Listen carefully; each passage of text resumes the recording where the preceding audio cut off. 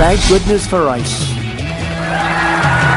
The Democrats want to abandon ICE. And ICE is tough and smart. On the 2016 recording given to CNN, Cohen and then candidate Trump reportedly discussed buying the rights to a story of an alleged affair with Playboy model Karen McDougal. The big picture is, A, there's nothing on the tape that suggests any kind of crime. Pop star Demi Lovato is now awake after being hospitalized for an apparent overdose. Initial reports claimed heroin may have been involved, but Fox is told that is not the case. House Republicans unveil their new tax cut package. The GOP plan would make the cuts signed last year permanent. Republicans hope to have their plan passed by the midterms. Here with us today is an extraordinary man, Sergeant Alan Jones. I've been told that I could never enter the Oval Office.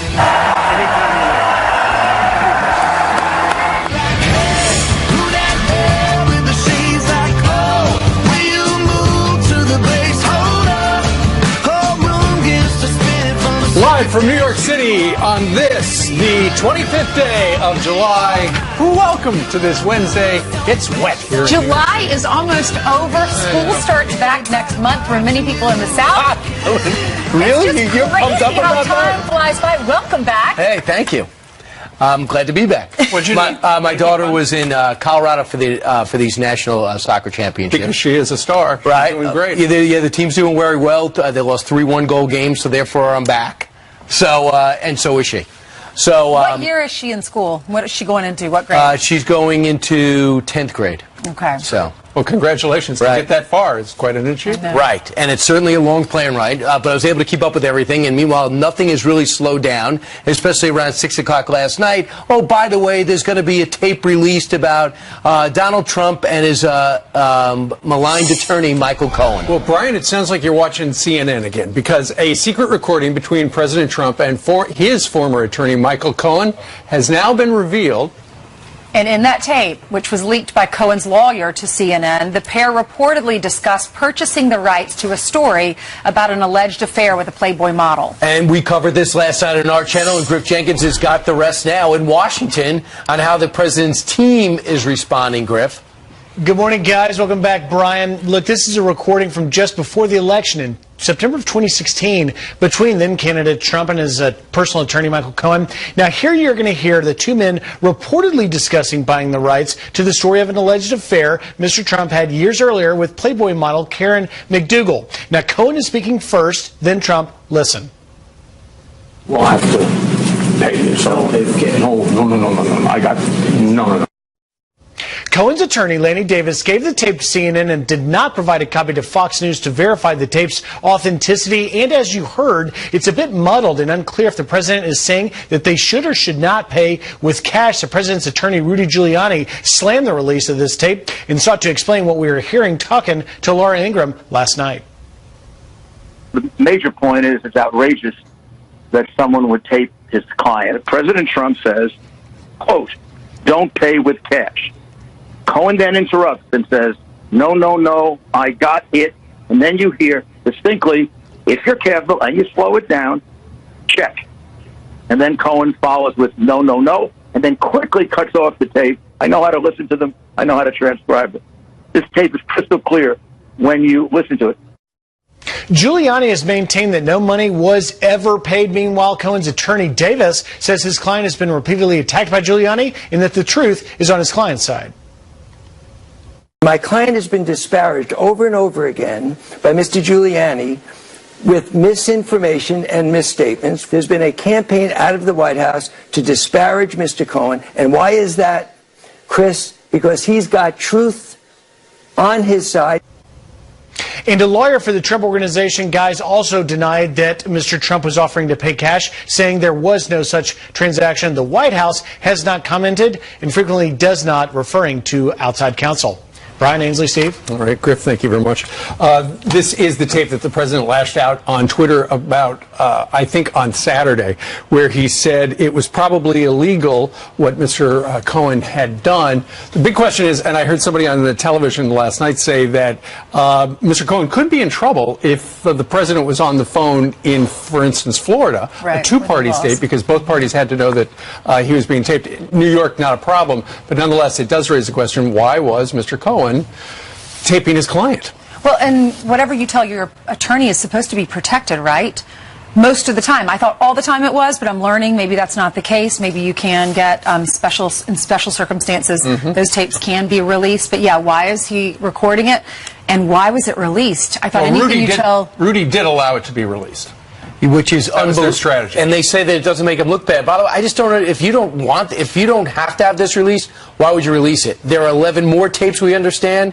Michael Cohen, is he going to flip on the president? Is there anything to flip on? Right. Are they going to look to unwind every business transaction he's done that Michael Cohen may or may not know about? And just to think that you have a situation where you talk to an attorney who's supposed to be your friend, who you are paying, and if he's in Donald Trump's office, which it sounds to me like it is, because I don't think Donald Trump does a lot of visiting with Michael Cohen's office, I wouldn't think. So and you hear the whole tape, you hear him covering a whole bunch of different things until it gets to Michael Cohen, right? He wants to die Coke in the middle of it. So listen to this. Can you imagine this, Ainsley? You're paying somebody to represent you in no matter whether it's a traffic violation or it's a divorce. Think it's your friend, and he feels as though he's got to tape you. And I just wonder, the way it cuts off abruptly, I wonder if they have the rest and they're waiting to see what the Trump side does next. Is this part of a deal that Michael Cohen is working on, so that I'll release this if you let me off on other things? I don't know who Michael Cohen is talking to. Is he somehow communicating to the Southern District of New York? There were 12 tapes that were seized. Confiscated, yeah. Exactly.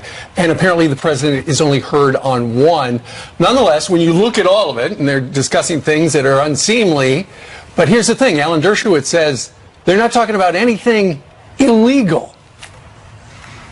The big picture is, A, there's nothing on the tape that suggests any kind of a crime. B, what is strongly suggested by the prior interview by Lanny Davis is that Cohen has made his decision. He's going to cooperate with the prosecutors. He's going to flip. He's going to try to get immunity, and he's going to testify against Donald Trump. Whether he has anything to say that's incriminating is a real question, and whether, even if he does, he's allowed to say it. Because remember, Giuliani didn't waive other privileges, just that tape. And even if he has something that might be incriminating, no evidence that he does, he can't reveal it unless it's a violation of the lawyer-client privilege or waived if it's lawyer-client privilege material. And Lanny Davis, who's best friends with Hillary Clinton, probably took the loss harder than anybody else, is just relishing in the fact that he could take some type of shot at the president. Not that he's not a fine lawyer, very experienced, but he's making Michael Cohen seem to be Mother Teresa. And it's just the beginning of, I guess, Lanny Davis's attempt to pay back Hillary Clinton, or try to pay back Donald Trump for beating Hillary Clinton. Well, they're discussing transferring money for information regarding our friend David, Cohen says, which is a reference to David Pecker, who owns the National Enquirer. Right, presumably. That's right. So Karen McDougal allegedly said she'll give them the story of her alleged affair, and they paid her $150,000 allegedly, and then they never ran the story. So then she countersued and said, I was duped, I was tricked, you never ran the story, and now she wants to be able to tell her story. So anyway, a lot of details, a lot of dots still need to be connected. Nonetheless, it's a big story people are talking about. Meanwhile, let's take a look in the rearview mirror. Yesterday, the President of the United States was out in Kansas City. He was at the VFW convention, an annual get-together. And one of the things he talked a little bit about was the fact that so many vets now work for ICE. And ICE is getting absolutely pummeled by a number of Democrats who want to get rid of it. And the president said this about the men and women who wear the ICE uniform. We're fighting every day to secure our borders, and we're doing a great job. But we're not given the tools. We have the worst laws in any country. Thank goodness for ICE, because we have some of the worst drug dealers, terrorists, criminals. ICE is tough and smart, and they track them down, and they stop tremendous amounts of crime. But Democratic politicians want to abolish ICE. They want to see open borders. Can you imagine? They've launched vicious smears on the brave men and women who defend our communities. And it's just ridiculous. And among those people, it's not just hypothetical. Senator Gillibrand wants to do that. She says that every time you give her a microphone, she screams into it. Senator Warren, who is the front runner now, many people think to be the next Democratic nominee. Mark Pocan was the one who introduced this, the Democratic congressman from the House, on how to abolish ICE. Also happening overnight, this is an embarrassment to the country. Portland is kicking out ICE from their offices. They said, if you don't pack up and leave, we're kicking you out. Can you imagine that? The protesters. Unbelievable. Anyway, a lot going on, and we're going to fill you in on that. Yeah, President also talked about the veterans, as you kind of mentioned, and he brought this 94-year-old veteran up on stage, and he had a few requests for the president. He wanted an autograph, and he wanted his family. That's one of our headlines. I loved this story, and we're going to interview him today. He's so precious. I'm like, wait, hold on. Sorry, I didn't know it was in the headlines. All right, tell us more. more. News? I promise. That's a little tease. That's to come. Let's get to a Fox News alert right now, though. 2 American ISIS suspects captured in Syria will now face charges in the U.S. A Michigan man is due in court today. He's accused of joining the terror group in 2015 and was captured in June. And an Indiana woman also facing charges for making false statements to the FBI. She was brought back to the U.S. with her 4 children. Her husband was killed fighting with ISIS. A Trump endorsement proves huge in the Georgia GOP gubernatorial runoff, leading to a big win for Brian Kemp. The Secretary of State beating out Lieutenant Governor Casey Cagle. Kemp will face Democrat Stacey Abrams in November. He's wasting no time kicking off his campaign against her. The out-of-touch radical liberal who cares more for her billionaire backers than for you all, you hard-working Georgians. Stacey's money's coming from California, New York, and Massachusetts, not Georgia. If Abrams wins, she would be the first black female governor in the U.S. President Trump getting tough on trade as he prepares to host the European Commission president at the White House today. It comes as he threatens new tariffs if the EU won't play ball with trade policies. They didn't want to change. I said, okay, good. We're going to tariff your cars. They said, when can we show up? When can we be there? Would tomorrow be okay? The Trump administration also announcing it will provide $12 billion in financial aid to farmers hit hard by recent tariffs. And Ainsley's favorite story, a 94-year-old World War II veteran gets his birthday wish granted by the president. I'm going to be 95 years of age, April 11th of next year. Hopefully that you will allow me to bring my family into the Oval Office to meet you. The president inviting retired Sergeant Alan Jones to the stage during his speech at the VFW National Convention in Kansas City, Missouri.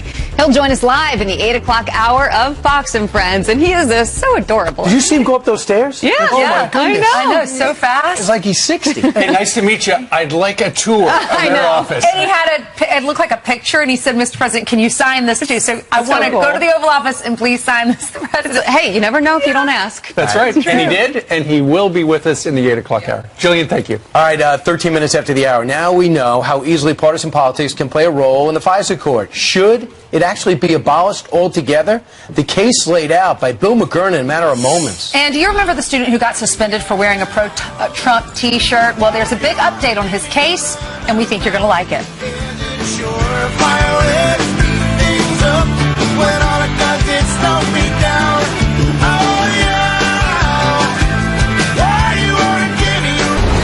All right, FISA documents now revealing how partisan officials misled FISA court judges, some would perceive after reading this. And now a Wall Street Journal op-ed makes the argument that the FISA court should just be abolished. Bill McGurn wrote it. We brought him here, but here's a little of what he said. Congress should consider getting rid of the FISA courts altogether because without judges to hide behind, executive officials who order spying on their fellow citizens will have to own those decisions themselves. Bill McGurn sits on the Wall Street Journal editorial board and made that editorial yesterday. So, Bill, well, you really want to just get rid of it because you read what you read, redactions and all? No, and actually, in fairness, this isn't my original argument.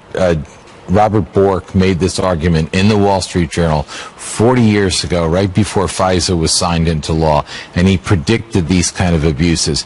Basically, judges have no business being in a FISA decision. It's not like a criminal warrant.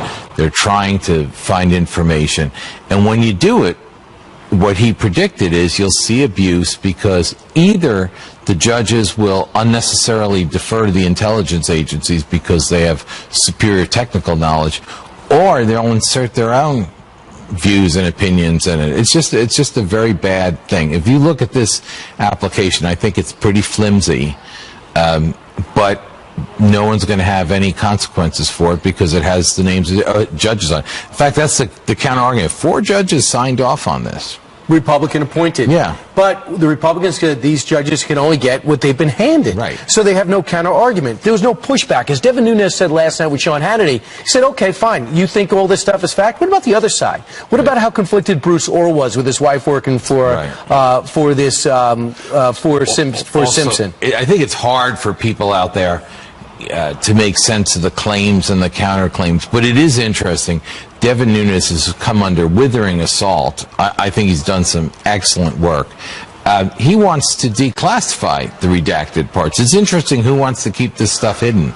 Who is? And that is the people that did the investigating, the people that did the presenting. They should be proud of Adam the case Schiff, they put all out these there. people, we should be pushing. Look, one thing I don't understand is why Donald Trump doesn't just declassify all of it so we can all see for ourselves what happened. It would be a lot better than going after security clearances. Let's see what these people were up to in 2016. And it's also, the application is put together, and they say, well, did you list that this person might have had an axe to grind against Donald Trump? Did you? Yeah, put it, but how is it emphasized? How is it presented? Right. Page 14, you bring up that the person who did this thing might have something against candidate number 1, who was Donald Trump. Well, I think, and it was Christopher Steele. Right. I mean, look, I think that when you're getting information about this, in the same way in a criminal investigation, if you're investigating the mob, the kind of people that are going to give you information are probably not Boy Scouts, they're probably criminals themselves.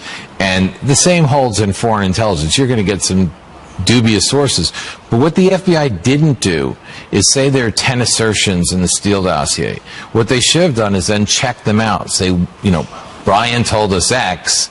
We went out and checked X and we verified it. They didn't do it. What they said is we worked with Brian before and we liked him. So we're going to, I mean, spying on an American citizen is a big deal, should be a big deal. So ban the court. Read Wall Street Journal. Bill McGurn, thanks so much. Thanks, Brian. All right, straight ahead, pop star Demi Lovato recovering from an apparent overdose. What's happening with her? Shining a spotlight on the problem gripping the nation, perhaps? A doctor on the front lines of the epidemic joins us inside that story next.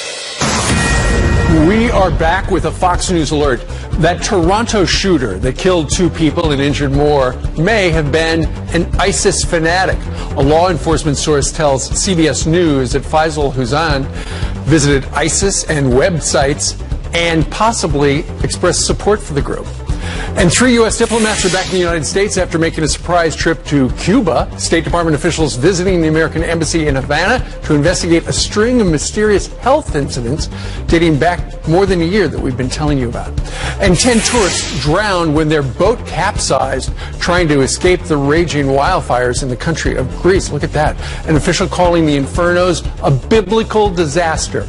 At least 74 people have died in the fires not far from the city of Athens. All right, Ainsley. Thank you, Steve. Pop star Demi Lovato rushed to the hospital recovering from an apparent overdose. Despite initial reports, sources telling Fox News it was not heroin, although we do know she, the singer, was treated for opioid reversal with the opioid reversal drug called Narcan at the scene. Dr. Daniel Bober is a certified addiction medicine physician, and he joins us now with reaction. Dr. Bober, thank you so much for being with us. Thank you, Ainsley. You're Great welcome. to be here. We want to shed some light on this because it's clearly a problem. Opioid deaths, #1 cause for injury death in the United States. You know, she's young. So many people look up to her. How can you weigh in on this, please, with all your experience? Well, you know, Ainsley, this is a horrible epidemic. 120 people a day overdose in this country, and we spend $80 billion a year in terms of healthcare costs and loss of productivity. So this should raise awareness in our country about a horrible public health emergency. And there is treatment in the form of drugs like methadone and buprenorphine, which have been shown to cut the risk of death in half and the risk of overdose. But there's a lot of ignorance in the community, and people don't understand the difference between addiction and dependence. And so, we need to start looking at the way we're treating people and mobilize all our resources. Well, at first we thought this was a heroin overdose, and then there was a statement from her family saying that, that everything that's being reported is not necessarily true. Then we're hearing from friends that were there saying it wasn't heroin, but we do know that Narcan was used. Would Narcan be used for another drug or a different type of overdose? A lot of times Narcan will be used during an overdose when paramedics, for example, don't know what the drug is, because you can't really hurt someone by giving them Narcan, but if they did in fact overdose on opioids, that is the way to reverse them. So it seems strange to me that this is not heroin or some other opioid, but again, we don't know for sure. How bad of a problem is this? Are you seeing a lot of, individuals her age in their 20s using heroin? I see this every day in my office. I see it every day in the hospital. This is an illness that affects people regardless of their status. It doesn't matter who you are. We're seeing it in our communities, and it's affecting us every day. So I see this all the time. What do you tell parents that have kids that are dealing with this? Well, that they have to get treatment very often. This requires residential treatment in a controlled setting. And it can be very costly and very expensive, and this is why I call upon the White House and President Trump to do everything they can to stem the tide of this epidemic. What are the chances that people can be clean if they do have an addiction, if it has a hold on them? One of the greatest myths about addiction is that it can't be treated. Addiction is not treated the same way, for example, or thought of as the same way as heart disease or diabetes. If someone tells you that they have an addiction, we tend to look at them in a strange way. So we need to erase the stigma of addiction, but the rate of treatment and relapse or remission is similar to things like diabetes and asthma. So we can treat addiction the same way we treat any other medical illness. We just have to be willing to look at people with compassion and not judge them. I agree. Dr. Bober, thank you so much for being with us. Thanks for your work. Thank you, Saving Ainsley. lives. Attorney General Jeff Sessions ripping safe spaces and crying closets. Some schools are doing everything they can to create a generation of sanctimonious, sensitive, supercilious snowflakes. We're not going to have it. Tomi Lahren says it's about time. She's going to be live with us coming up next. And a new king of Capitol Hill has been crowned. Meet Hank the dog. Every dog has its day, dog, when the big dog throws him a bone. One moment in the sunshine when They have cry closets, safe spaces, optional exams, therapy goats, and grade inflation. Some schools are doing everything they can to create a generation of sanctimonious, sensitive, supercilious snowflakes. We're not going to have it. There you've got the Attorney General of the United States yesterday describing life on America's campuses. He was at Turning Point USA's High School Leadership Conference. Let's bring in Fox News contributor Tomi Lahren, joins us from the West Coast. Tomi, what do you make of the President, or rather the Attorney General's comments regarding these sanctimonious snowflakes on America's campuses? Well, he's right on the money, and I think folks that have watched me know exactly how I feel about snowflakes. But this is really a bigger epidemic going on our college campuses and now our high school campuses and all the way down to elementary school. And it's not just that kids go to college and they're surrounded by liberal classmates and liberal professors. I think the real problem here is that conservative and independent students go to college and they forget how to stand up for themselves. And I think that's the real problem, is that they have safe spaces for liberal ideas, but conservative ideas, they don't even get a platform with which to speak. So I think that's the real issue we have on our hands. He was calling out a number of schools, including Middlebury College in Vermont, University of California at Berkeley, was invited to give the commencement speech. Is this going to backfire, or what are your thoughts about that? Is this going to hurt the Democrats and some of these liberal campuses in the long run? I I think it will, as people get smarter and they understand that our free speech zone is the United States of America at large and not the zones that college campuses arbitrarily put in place.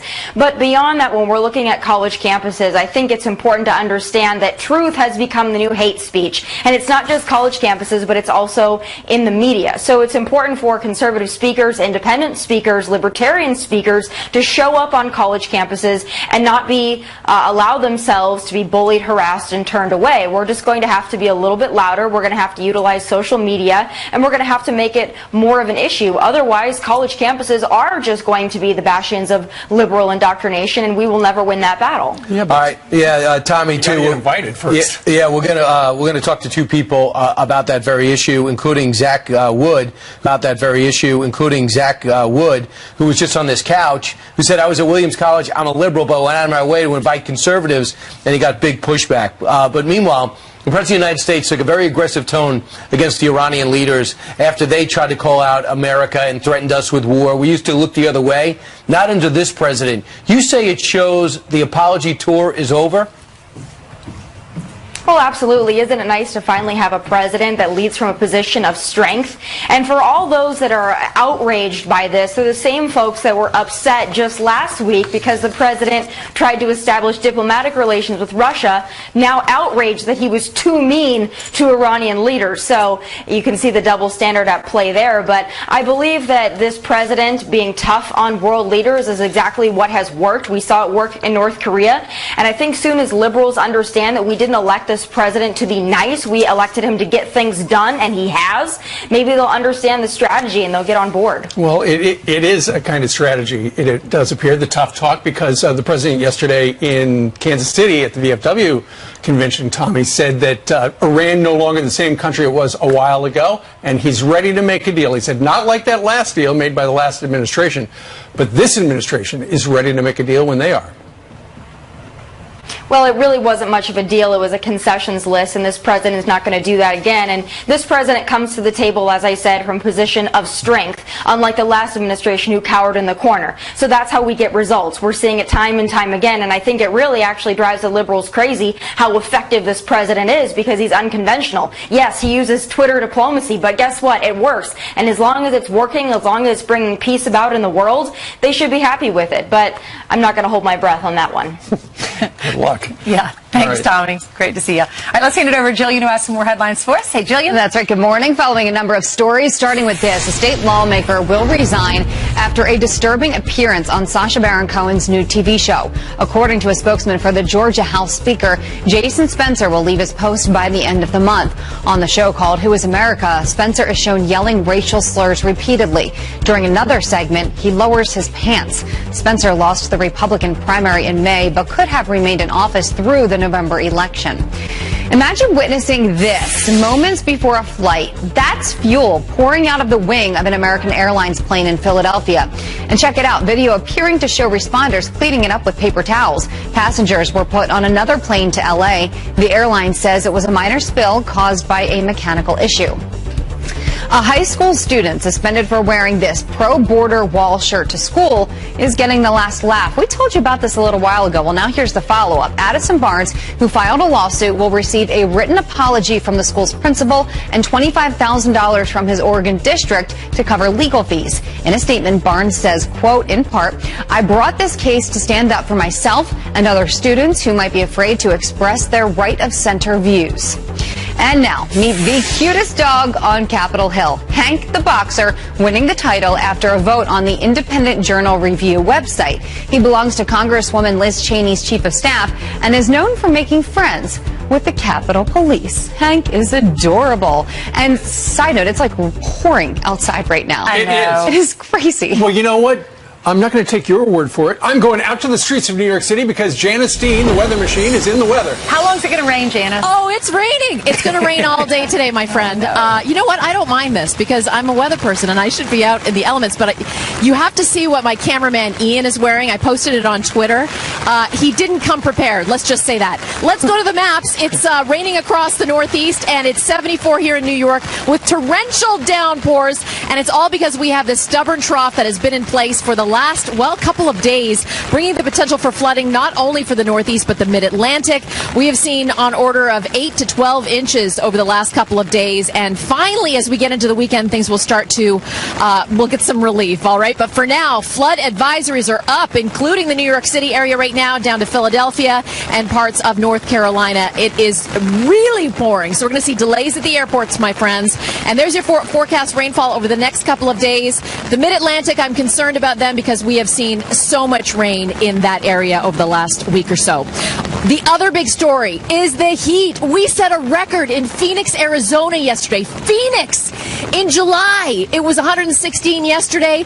Things are going to start to lighten up in terms of temperatures as we get into the weekend, so there's the good news, but heat advisories are in place. Okay, can I come inside? Yes, now, Janice, that was such a good tease. We had to go to Twitter and see what Ian was wearing. Can we zoom in on your Twitter picture? There he goes. He's just wrapped in a tarp. Yes, he looks like a nun. He does look like a nun. By the way, that's cotton, so it's not going to protect him. Right. Are you telling him that for the first time? And you have to know Ian's, you have to know his personality, which you've described it on air before. What is it? Very sarcastic. No, he's very sarcastic. Very funny. The sun never comes out in Ian's world. 100% chance of sarcasm with Ian. Everyone's laughing in here. I love We love you, Ian. Thank you very much. Not really. Yes, we do. His humor is so funny. He's just dry sense of humor, so when he does say something, it's always really funny. Right? And he's been on the show for about 20 years. Right. He's angry and bitter. All right, it's not just on the football field anymore. It is an elected official kneeling during the Pledge of Allegiance before a town meeting. Look at that picture right there, that video. The outrage and the calls for her to step down coming up. Plus, the Democrats want you to think that the president's tax cuts are not helping everyday Americans. In terms of the bonus that corporate America received versus the crumbs that they are giving to workers to kind of put the schmooze on is so pathetic. But odds are your paycheck is bigger. So what's the real story? We're going to talk about money, money, money with Grover Norquist next.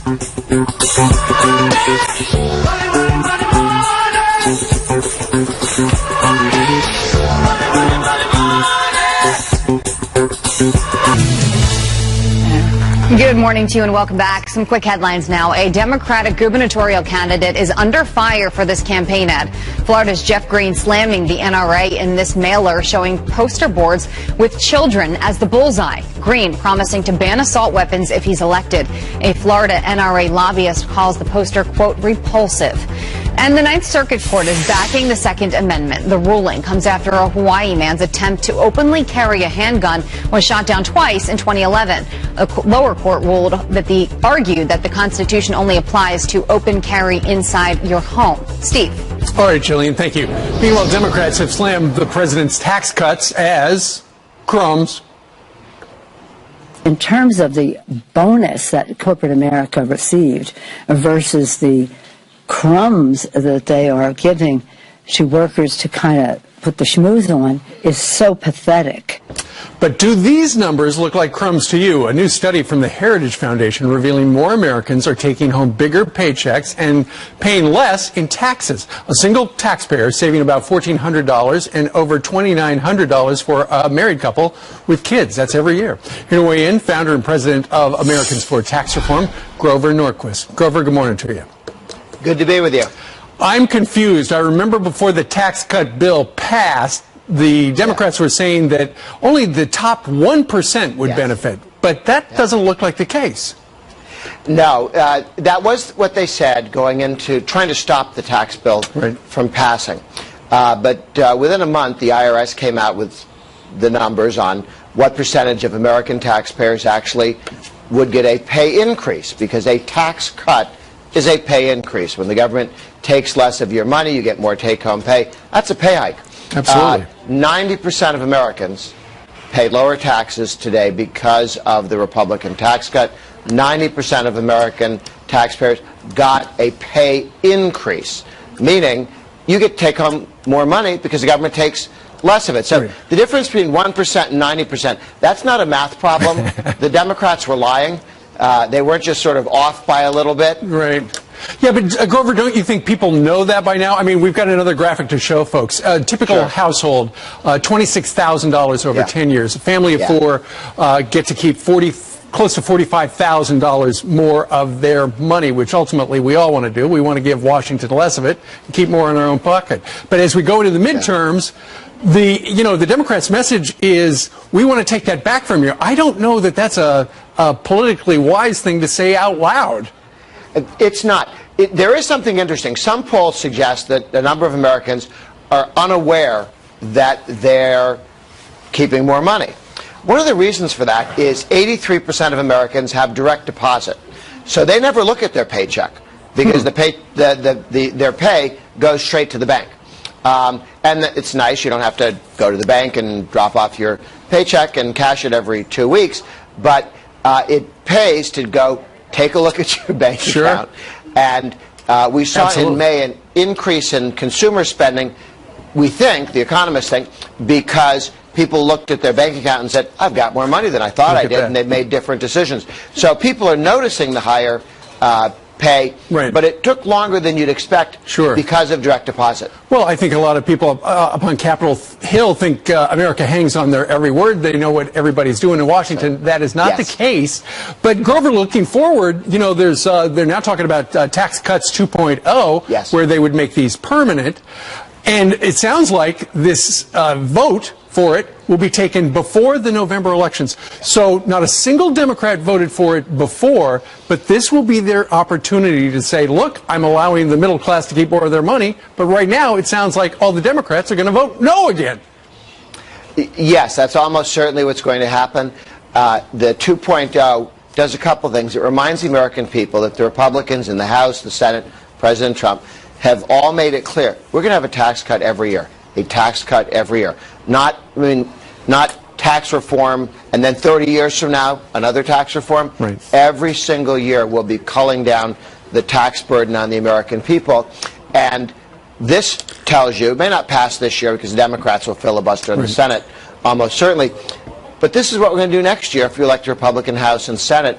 And it puts taxes front and center of the election. And those numbers you had, $26,000 over 10 years, it becomes more difficult for Nancy Pelosi to explain that that's a crumb. No kidding. You put all those crumbs together, you wind up with a lot of dough. Just saying.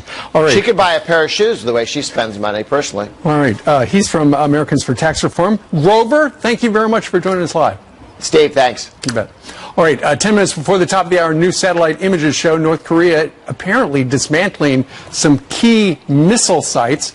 Dr. Sebastian Gorka worked inside the White House and says there's more progress where that came from. He joins us live in the next hour. Plus, it's not just the football field anymore. That's an elected official kneeling during the Pledge of Allegiance at a town meeting. There's some outrage, as you can expect, and we're going to tell you about it. When Granddaddy's defending this flag I'm waving says I'm staying free. Don't tread on me. No.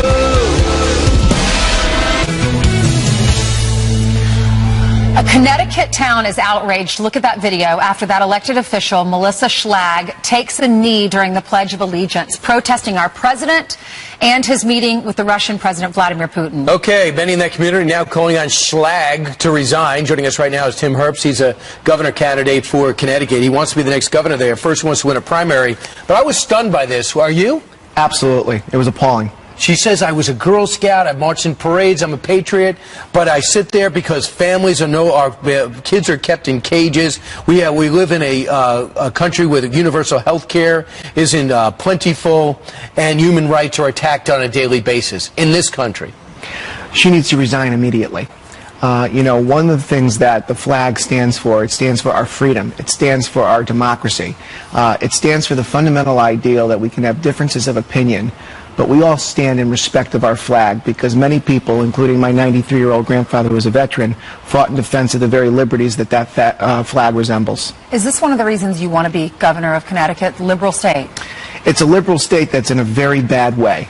And I think this behavior is really reflective of the last 8 years, which shows a complete lack of respect for our country, for our leaders.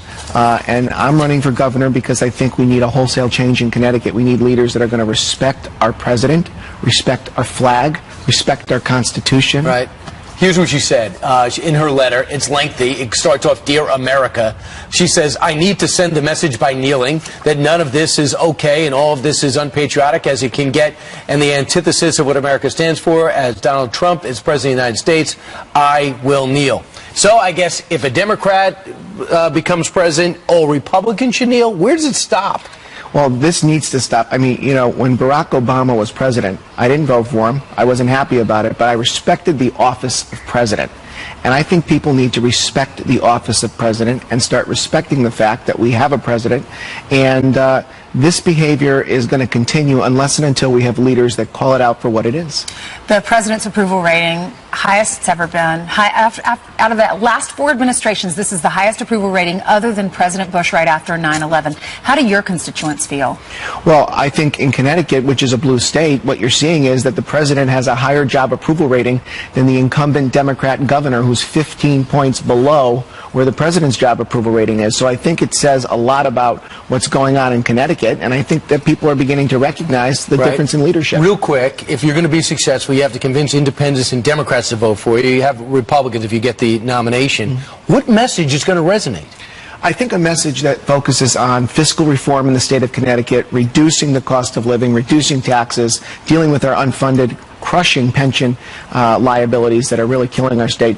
I think a strong fiscal message is what's going to work in Connecticut. High taxes in Connecticut. Very high. Friends that live there. It's killer. And health care's got to get solved. Absolutely. All right, 4 minutes before the top. Tim Herbst. Good luck. Thank you very much. Still ahead, Alan Dershowitz is going to be here live. Candace Owens is going to come on right after. Dr. Sebastian Gorka and National Economic Council Director Larry Kudlow. Speaker Paul Ryan. That's pretty good.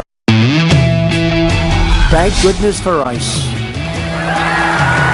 The Democrats want to abandon ICE. And ICE is tough and smart. A secret recording between President Trump and his former attorney, Michael Cohen, has now been revealed. The big picture is A, there's nothing on the tape that suggests any kind of crime. Attorney General Jeff Sessions taking college campuses to school. Some schools are doing everything they can to create a generation of sanctimonious, sensitive, supercilious snowflakes. He's right on the money. They have safe spaces for liberal ideas, but conservative ideas, they don't even get a platform with which to speak. House Republicans unveil their new tax cut package. The GOP plan would make the cuts signed last year permanent. Republicans hope to have their plan passed by the midterms. Here with us today is an extraordinary man, Sergeant Alan Jones. I've been told that I could never enter the Oval Office.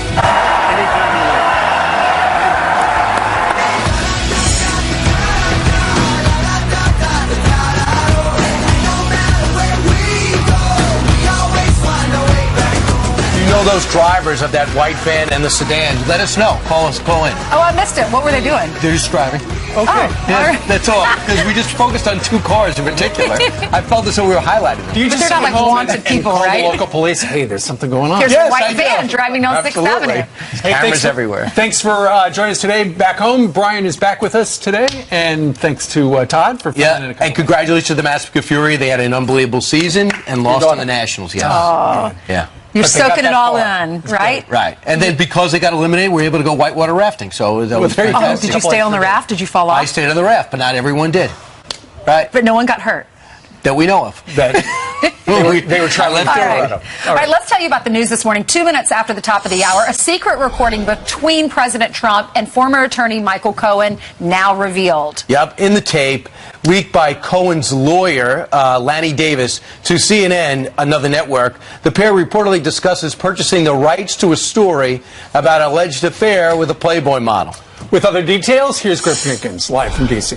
Griff? Good morning, guys. It appears this took place in September of 2016. Now, you're going to hear then-candidate Donald Trump and his personal attorney, Michael Cohen, reportedly talking about buying the rights to the story of an alleged affair years earlier between Mr. Trump and Playboy model Karen McDougal from the National Enquirer parent company. Now, Michael Cohen is speaking first. Listen.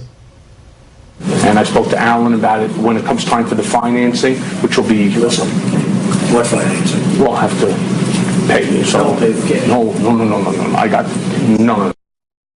Cohen's attorney, Lanny Davis, did not provide a copy to Fox News to verify the tape's authenticity, although the president's attorney, Rudy Giuliani, did provide this transcript of the recording you're looking at, confirming the tape's existence. But Giuliani has maintained that no money was ever paid, and the suggestion of Mr. Trump paying cash is ridiculous, Giuliani slamming the release of the tape.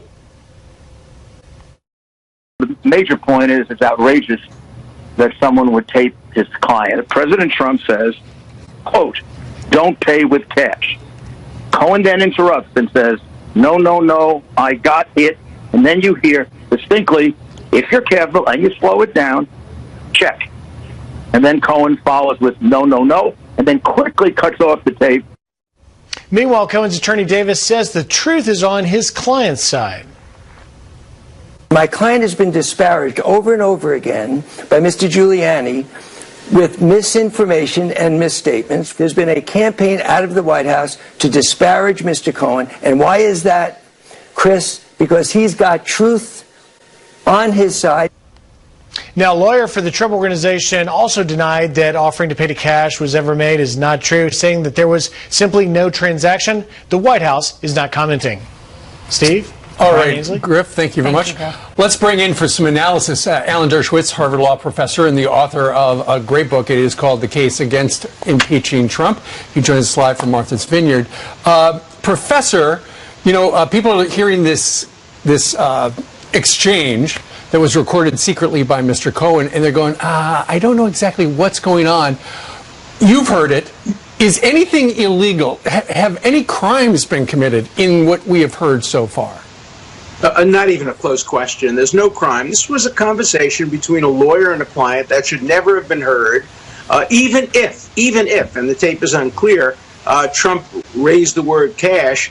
There was then a discussion, and the lawyer said, no, no, no, and President Trump said, no, we'll do it by check. Lawyers and clients have those conversations all the time. I've had conversations like that with clients. The end result is cash was not used, no payments were made. The context of the tape all suggests that the president wanted it to be papered.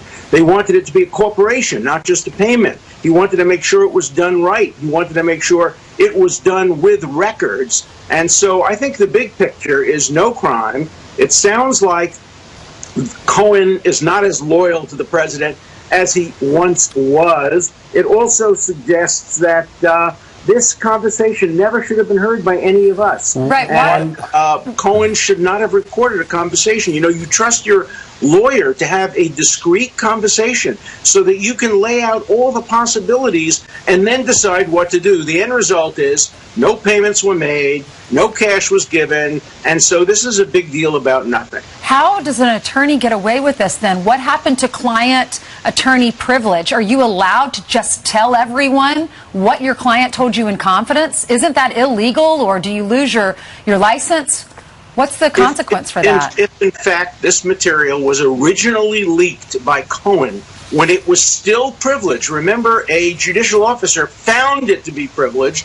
It then was leaked. Only after it was leaked did Giuliani waive the privilege as to this in order to protect the privilege as to any other possible conversations. If Cohen is the source of the leak, he has a serious problem. But we don't know who the source of the leak is. That's one of the things I think we have to get to the bottom of. Alan, are you? I was under the belief, and I think you were too last night, that Rudy Giuliani could have stopped it and didn't. Well, he obviously had a tactical decision to go the way he went. That is, to waive the privilege and to make a statement as to what's on the tape. He could have taken a different tact. He could have said, he did say, this is outrageous, and he could have sought a hearing to determine who leaked it and to have it suppressed. But he didn't take that tact because he believes that the tape is exculpatory and helps Trump. I think reasonable people could disagree about that, and we'll never know for sure what the words are until we have a forensic analysis. The other key thing is that the tape ends abruptly, which means that Cohen either erased what he didn't want anybody to hear afterward, or he cut it off abruptly because he didn't want anybody to hear it. A forensic expert can determine why it was cut off so abruptly and give us a better sense of what the words are from both sides. Well, here are the words. The president's legal team has just put out their transcript, and it reads like this. Michael Cohen says, And I spoke to Alan about it. When it comes time for the financing, which will be, and then Donald Trump says, wait a sec, what financing? And Michael Cohen says, well, I'll have to pay him something. And Donald Trump says, don't pay with cash, ... check. And Michael Cohen talks over the now president, and says, no, no, no, no, no. Mm-hmm. Well, let me be very clear, first of all. I am not the Alan. It's a different Alan we're talking about. Number two, it remains to be seen. I had a case just like this some years ago where the issue was whether the cop said it's done on wiretaps or it's not on wiretaps. And the Court of Appeals listened to the tape about 20 times, finally ruled in my favor. This is an issue for forensics. But I think whatever was said, the context strongly suggests the president wanted it to be done through a corporate structure. Corporations don't send cash. Corporations send checks or wires. So the context supports the president's view, regardless of what the words themselves say. But in the end, this was a lawyer conversation, and in the end, the president decided to do it the way the lawyer wanted to do it, and it wasn't done at all. So there's no crime here. There's no impeachable offense here. And if you read my book, you'll see that you can't impeach a president just because you don't like a conversation he may have had with his lawyer. Right, and it's a candidate, Trump, and he's businessman Trump. Whatever you thought before, he isn't President Trump. Michael Avenatti came in and said, Mr. Davis is a good lawyer, but his client Cohen is not innocent, nor is he a victim. He's a co-conspirator, dishonest thug who continues to refuse to come clean and do the right thing. They are playing you and aiming for a pardon. Where is the rest of the evidence and tapes? The answer to that is Lanny Davis has more tapes to come. Real quick on Avenatti's comments.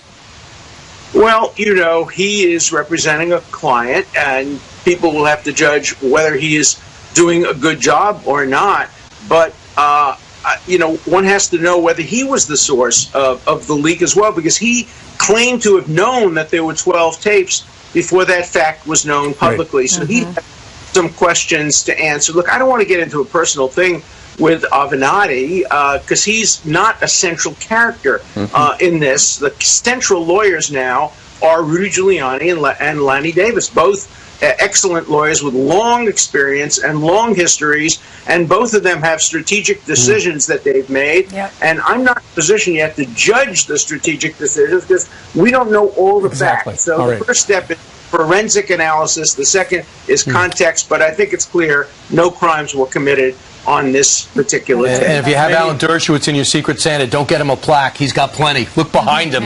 Oh, my goodness. How many awards do you have? That's great. Alan, thank you very much for joining us Thanks, Alan. live. The book is called The Case Against Impeaching Trump, if you want to pick it up. Let's hand it over to Jill. Has some more headlines for us. Hey, Jill. Good morning. Following a number of stories, starting with this. The FBI joining in on the search for a missing college student as investigators fear something happened to her against her will. Agents now using computer forensics to try and pinpoint Molly Tippett's exact location. The 20-year-old vanished last week after going for a run in Brooklyn, Iowa. Her brother telling a reporter, quote, "We've gone from sad to worried to just anxious and clueless." The illegal immigrant arrested after delivering pizza to an army base is reunited with his family overnight. A New Jersey judge ruling Paul Villavicencio can stay in the U.S. as he works to gain legal status. Thank you. Thank you for everything. Thank you for everything, guys, the press. I'm so happy. He applied for citizenship after marrying his wife, an American citizen. He was detained last month delivering food to Fort Hamilton Army Base in Brooklyn. Guards asked for an ID and discovered he was ordered to leave the country in 2010. Pop star Demi Lovato is now awake after being hospitalized for an apparent overdose. Her representative saying Lovato is, quote, with her family who want to express thanks to everyone for the love, prayers, and support. Some of the information being reported is incorrect, and they respectfully ask for privacy and not speculation, as her health and recovery is the most important thing right now. Initial reports claimed heroin may have been involved, but Fox is told that that is not the case. Her hospitalization comes just weeks after Lovato suffered a relapse with substance abuse. Let's look at your headlines, and of course, we're all wishing her well in her recovery. All right. Thank you very much, Shalene. All right. New satellite images show North Korea dismantling key missile launch sites. Dr. Sebastian Gorka worked inside the White House and says it's progress. He's going to join us next. And a California DMV worker spends most of her time sleeping on the job. So why does she still have one? Answer at home. I'll tell you the answer when we get back. Who am I to disagree? In what could be a step in fulfilling a commitment made by Kim Jong-un to President Trump 6 weeks ago at their historic summit, new satellite images appear to show North Korea dismantling its main missile testing site. So is this a true sign of progress on denuking the country? Here to weigh in, Fox News national security strategist and former deputy assistant to the president, Dr. Sebastian Gorka. Sebastian, good morning to you. Good morning, Steve. Okay, so what do you make of the fact that it looks like they're pulling the plug on that facility? Well, if the reports are true, if the satellite images are being interpreted correctly, it's very significant because these actions apparently occurred in the last 2 weeks. So this is post the Singapore summit. This had to be a tangible decision by Kim, the Politburo, the upper echelons of the North Korean regime, which would be part of the concrete follow-up to that meeting with the president. I think, one of the biggest things that has happened since Singapore is the cancellation of the annual anti-American parade by Pyongyang, because that's a very public thing. I mean, the people have expectations for that ideology-laden event. The government publicly stopped it. They suspended that parade. But this is the brass tacks. This is the real deal when it comes to North Korea's capability to launch ballistic missiles. I would imagine the President of the United States is frustrated that the pace of the denuking is so slow. And so that's why yesterday when the news was maybe they're pulling the plug on that site, maybe this is a good faith effort on their part to show that they are doing something. Yeah, I've used the phrase often with regards to the president and his team that he moves at the speed of Trump. That he does things with an alacrity, with a speed that we are just not used to here in the swamp. You look at the last year and a half, the things that he has achieved in just a year and a half, most presidents would be happy with after 8 years in office. But yes, I think as a businessman who's results-oriented, he's probably a little frustrated. But in terms of international deals on arms control, this is pretty fast, actually, Steve. Well, what do you make of the president yesterday in Kansas City at the VFW convention when talking about Iran now? He said, that country is no longer what it used to be, and now we're ready to make a deal, not like the last deal the last administration did, but a real deal. What's he saying there? Are we getting closer? Did that Twitter tirade actually work? First coming from the Iranians and then going back toward the president? I've always said that's how you talk to dictatorships. Dictatorships don't care about nice protocol language and fancy, meetings in Geneva or Vienna. You hit them hard. You talk straight to them. I think the president was signaling in his great speech yesterday, he understands how fragile this regime is. The louder they bark, the weaker they are. You look at the demonstrations. The demonstrations in Iran now, unlike 2009 when we had the Green Revolution, they're not just centered around Tehran, they're all around the country. So Iran's in trouble and the president knows it, and maybe this is the time to squeeze them. All right, let's see what happens. Dr. Sebastian Gorka joining us from our D.C. Bureau. Sebastian, thank you. You bet. Thank you. 7:20 now here in New York City. Coming up, a police officer runs toward a moving train to save somebody's life. Hey, move! Stop the train! Stop the train! Move! Move! The heart-stopping moments all caught on camera. We're going to explain all of it coming up. Plus, so much free speech on campus. One university hosted 2 conservative speakers for the entire year. And that's just the beginning of the story. We'll be right back. So please stop explaining. Don't tell me 'cause it hurts.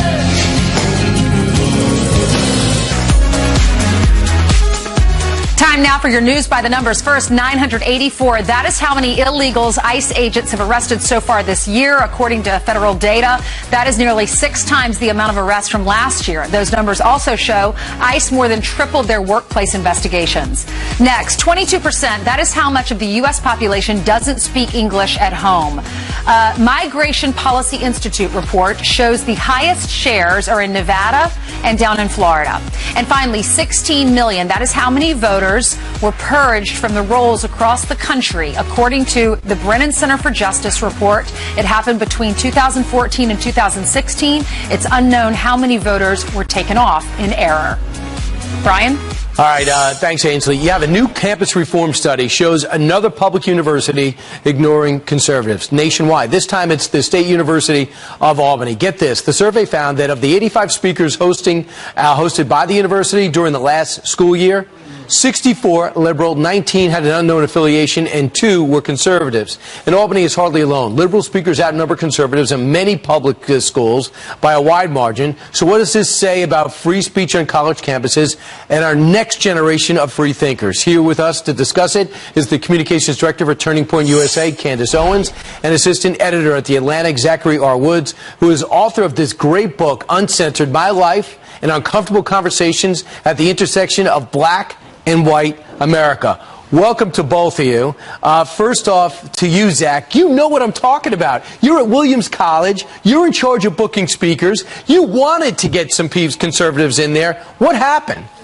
So in my case, it was just there were people who were saying that language that they found offensive could be equated with violence. And that, to me, is something that's illogical. It's fundamentally not true. And that's the argument that we need to counter. Right. That's the thing that we need to address. And you say, hey, for the most part, you're a liberal Democrat, but you want to hear other sides. Absolutely. Candace, that's exactly how you feel. But this study, you say, is the least surprising study that you've ever seen. Absolutely. This is what we do at Turning Point USA. This is what we talk about. These college campuses have essentially become islands of totalitarianism and fascism, and they create a lot of hurdles if and when you do want to bring a conservative speaker to campus. It's a major area of problem in this country, and it's one that has to be countered and tackled. And it's not only that, it's what they're teaching when these speakers come to speak. It's fundamentally anti-Americanism. Linda Sarsour is welcomed on every campus, and I am not. And what does that say, Zach? Do you think it's unhealthy? Even if you're a liberal Democrat, is that unhealthy for the next generation of would-be voters, let alone deep thinkers? It is. It detracts from public discourse, for one. Students go out into the world and they're not prepared to deal with disagreement. I mean, what are you going to do when you get your first job? Are you going to say, just because I disagree with someone, now I have to leave the room? I think also, Candace, a lot of people don't want to be argued with because they can't win an argument, so they avoid it. Am I correct? Yes. That's exactly right. You cannot win arguments with emotion. When they understand that their emotions can't trump logic, they get very upset. And we see these protests. We go on campus and we are protested. We are shut down. Our students are referred to as perpetuating ideas of white supremacy. What are these ideas, you ask? Free markets and capitalism. These are seen as threats on college campuses. Right. I want you to hear what Jeff Sessions said yesterday and get you to comment because it really helps out this segment. Listen. They have cry closets, safe spaces, optional exams, therapy goats, and grade inflation. Some schools are doing everything they can to create a generation of sanctimonious, sensitive, supercilious snowflakes. We're not going to have it. Well, it's easy for a 70-year-old to talk about the next generation. Every older person likes to ridicule the next generation. But how do you feel about it, Zach? Is he hitting the mark here? I think he's definitely right about the fact that there are students who believe that tolerance is not the answer. What you should do is shut down and shut out those you disagree with. We also have to call out the administrations, the college presidents, the deans, those adults in the room who are saying this is how we should be dealing with this when we shouldn't. Right. Real quick, Candace? He's exactly right. It comes down to the universities and the professors, the student bodies who control the budgets, which allow these speakers to come to campus. So that's exactly right. And look, Jeff Sessions said that at our event yesterday. So he was speaking at a Turning Point USA event in front of a bunch of high school students. So I'm optimistic about the future of this country. Right. And I'm optimistic if you two run for president at one point against each other. But it'll be the most it'll be a highbrow conversation that everybody has. You guys disagree. Maybe together. But you know what you both can do? You could take the other person's argument and argue it out because you're not afraid to hear opposing views, which makes it more interesting. Thanks so much. I appreciate it. Thanks, Brian. Thank you, guys. All right. Meanwhile, coming up straight ahead, this man is accused of shooting a police officer in the head, nearly killing him. And we just learned he's not even supposed to be in this country, according to some reports. Plus, today is a National Hire a Veteran Day. We're having a job fair with companies looking to put our heroes to work. So we'll do it in just a moment. I respect you and your point of view.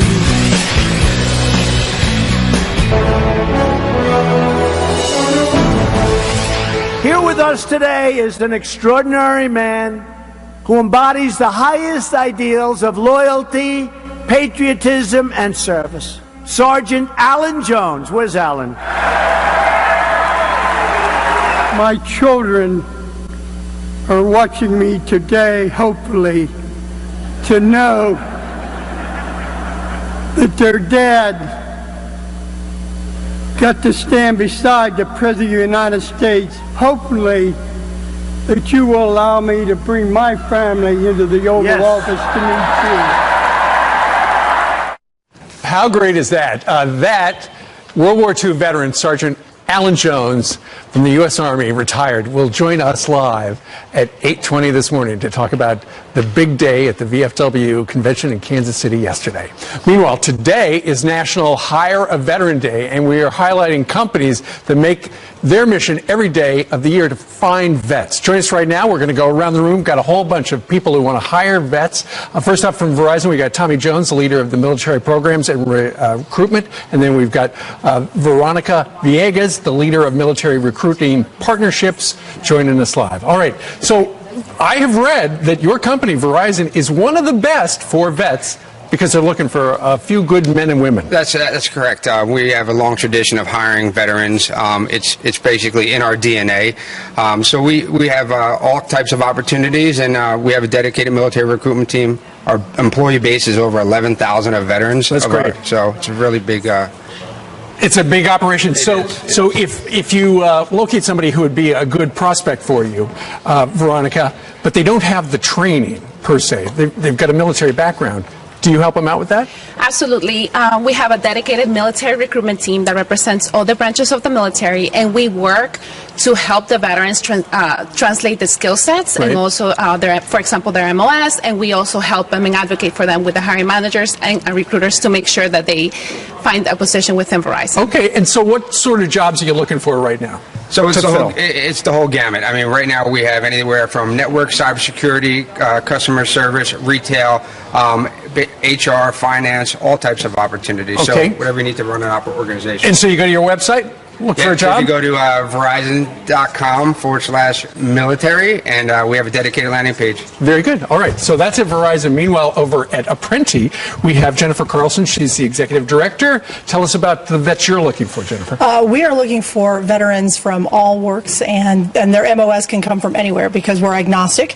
We will retrain you from any occupation into a tech role. Any occupation? Any occupation into a tech role. 61% of our apprentices come from the military and have been placed into Microsoft, Amazon, in a variety of software development roles, network security, cybersecurity. So we have opportunities for everybody, and it's not education based. It is based on what your capabilities are. Fantastic. Yes. Apprenti.com? ApprentiCareers.org.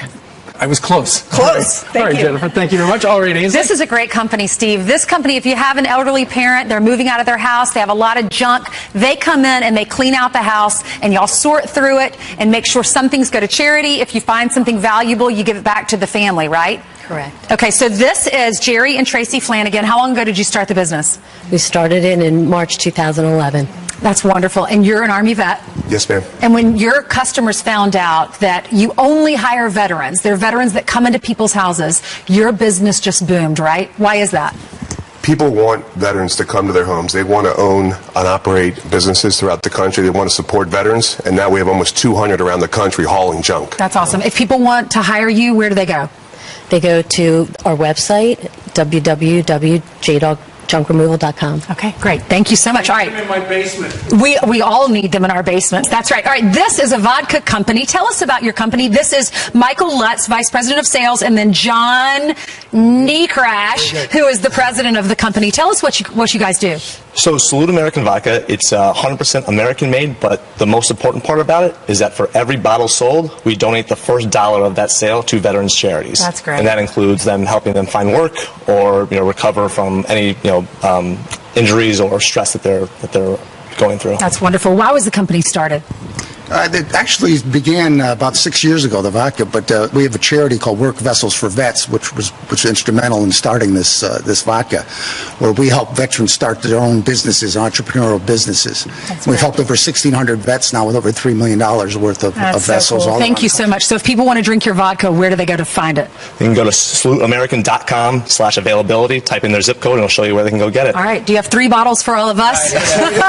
Brian? Anyone in the control room, it's table number 3. Thanks, guys. Hey, you know Eli and Jen Crane. Eli, of course, was a Navy SEAL who was whittling away one day at some ammo and some shells and decided, I have a great company. It's called Bottle Breacher. Eli, you have really boomed with this thing. Yeah, we sure have, and we're excited to be here today to talk about our new LLVB movement. It stands for Long Live the Veteran Brotherhood, and it's basically a message that our service to each other doesn't have to end when we take off the uniform. Right, so cool. You have carvings, personalizations, and you also have a legitimate bottle opener, all different ways, shapes, and sizes. And proceeds for a lot of these go back to veteran charities. You got about 8 employees, right? We got about 8 veteran employees. Veteran employees. So we're about 25% veteran hire rate. Jen, did you expect it to get this big? No, I didn't. I'm just so excited. It's amazing. Right. It's great. 15% use the Fox and Friends code. Okay? So let's go over to Street Shares. Great to see you. Morning, Brian. Great to see you. Good to see you. We have Navy and Army, and I want you to meet, we have Brendan DeBella and Austin Anderson, Street Shares. Tell me about it. Yep, started 5 years ago to provide for veteran small business owners nationwide. We do contractors now, too, and also the non-veterans. Everyday Americans back Street Shares. They give us as little as $25, and they earn 5% over 12 months. All right, so Austin, if you employ veterans, right? That's correct. We have 40% veterans at Street Shares. And people right here watching right now say, maybe I can invest with you guys and I can earn some money and also give back. That's correct. 5% return on your investment over the course of a year, and that money goes to small businesses that fund veterans. All right, we also have a foundation, and it gives grants because of Sam Adams Brewing Company. Thank you very much. They give $25,000 every 3 months. We have a food and beverage category going on now. If they apply at streetshares.com/foundation, they can win up to $25,000, and we'll be having public voting starting August 3rd on all of those finalists. You're looking to hire and looking to invest, right? Absolutely looking to hire veterans as well. Veterans are awesome. Hiring veterans is great for America. We come with a great work ethic and tenacity. We need to grow at least 20 people by the end of the year in technology, credit, sales. Hired Austin for sales. It's been great ever since. Okay, we'll have this on our website, all the way to get a hold of all these companies doing great things for veterans. Good job, guys. Great to see you. Thank you for having me. All right, so we're going to have that coming up. We'll have that all advertised. We'll have a little bit more. Thank you to Verizon. Thank you to the vodka people. And thank you to J-Dog and everybody else that came down, as well as Bottle Breacher and Apprenti. There we go. Now, over to Jillian. Jillian? And if you find a 4th bottle of vodka, can you save it for me? Thanks, Brian. We got 12. That should be enough for you. Perfect. That is just enough. All right, let's get you caught up on your headlines right now.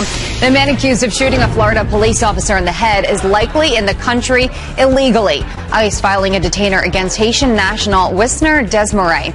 A local Fort Myers NBC affiliate reporting at least 2 other ICE holds had been placed on him in the past, and he has a lengthy rap sheet. On several police reports, there are discrepancies about his citizenship.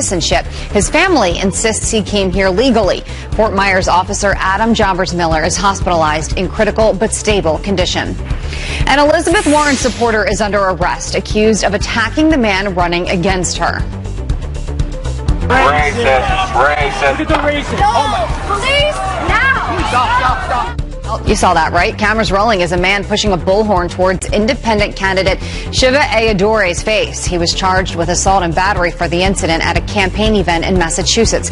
A spokesperson for Senator Warren says the confrontation was wrong. A police officer stops an oncoming train to save a man's life. Just stop what you're doing and watch this. Hey, move! Stop the train! Move! Are you okay? Where did you come from? Thank you. The rookie cop Kyle Savoya stopping the train with seconds to spare in New Jersey. It's unclear why the man was laying on the tracks. A California DMV worker slept at her desk for 3 hours a day over 4 years. And get this, she still has a job. Auditors estimate the key data operator slept through 2,200 hours worth of work, costing taxpayers over $40,000. The DMV says they didn't discipline her because her behavior was not properly documented. Let's look at your headlines. Janice, let's head to you. Hello, we are outside. You know what? It's tapering off, which is great news. However, if you live along the East Coast, you know what I'm talking about. We have had rain in the forecast over the last couple of days. Let's take a look at it. All of that moisture streaming in. It's tropical moisture, so we could see some tropical downpours, including flooding from the mid-Atlantic all the way up towards Maine. And this has been an ongoing situation for a number of days now, so flooding is going to be a concern throughout the day today. And then things will start to taper off as we get into Friday. The other big story we are quickly following is the heat across the Southwest, where we broke records in Phoenix, Arizona. Things will start to, well, cool off, relatively speaking, out there in the next couple of days. All right, back inside. Steve, Brian Ainsley. Yeah, I'm thinking about not going to Death Valley this summer. Probably not a good idea. 24 degrees. I might try someplace else. Yeah. All right. By the way, for information on all the jobs available to vets, go to our website, foxandfriends.com. We'll have all the information. They're showering us with all kinds of gifts. Vodka. There you go. Meanwhile, President Trump up and tweeting about China, trade, and tariffs. He's got a big day ahead. This after offering billions of dollars to help our farmers in this trade war. Stuart Varney here to break down what it all means for your wallet, for those few carrying a wallet. Hey, Stuart, you're next. That's the pride of America.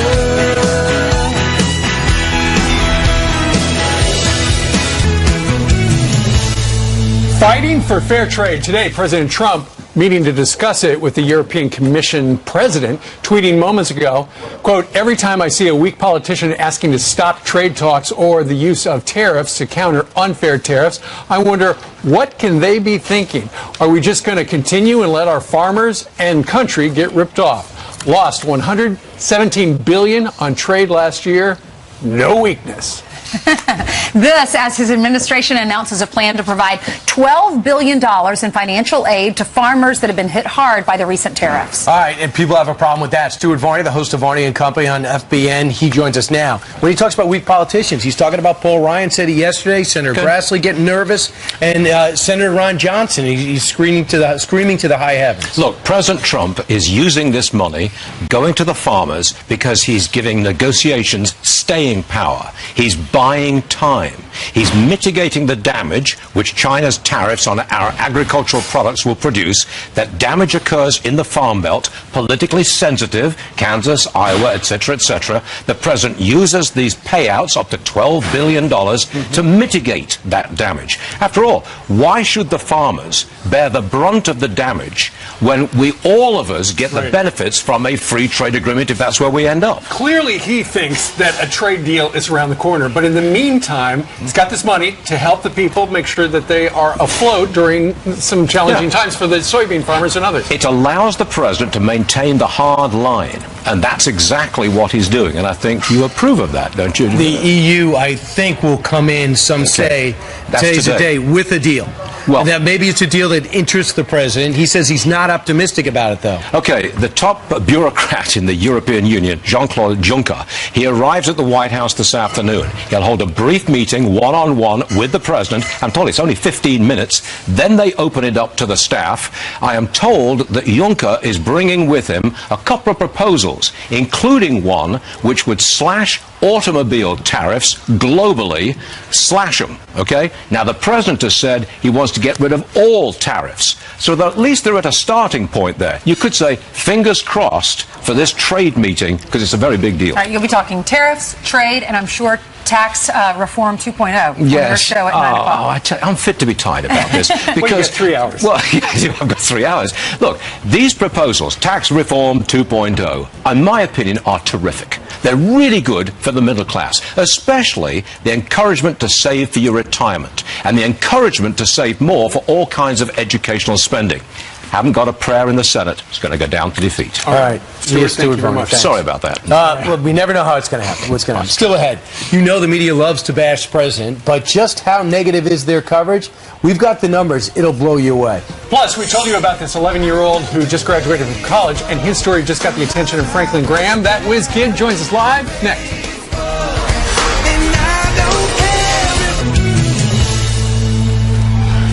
What were you doing when you were 11 years old? Well, William Malis just graduated from college at age 11 with an associate in arts degree, and he plans to become an astrophysicist by the time he is 18 years old.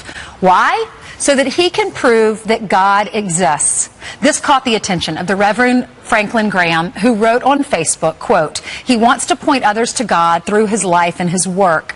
And I think that's great. Thank you, William, for wanting people to know God. I hope you'll always keep your focus on him.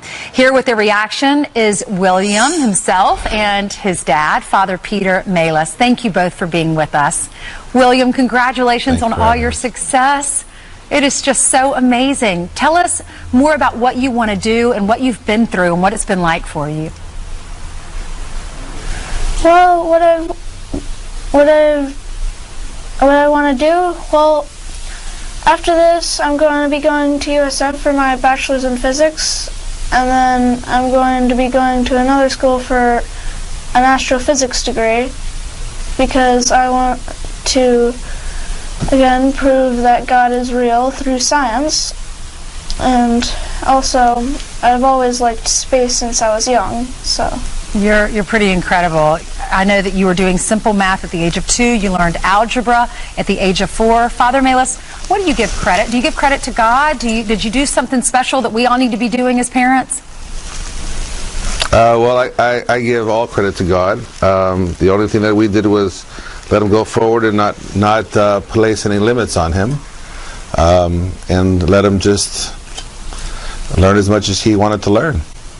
What was your reaction when you saw that Franklin Graham was putting on social media how proud he was of your son, especially for giving glory to God?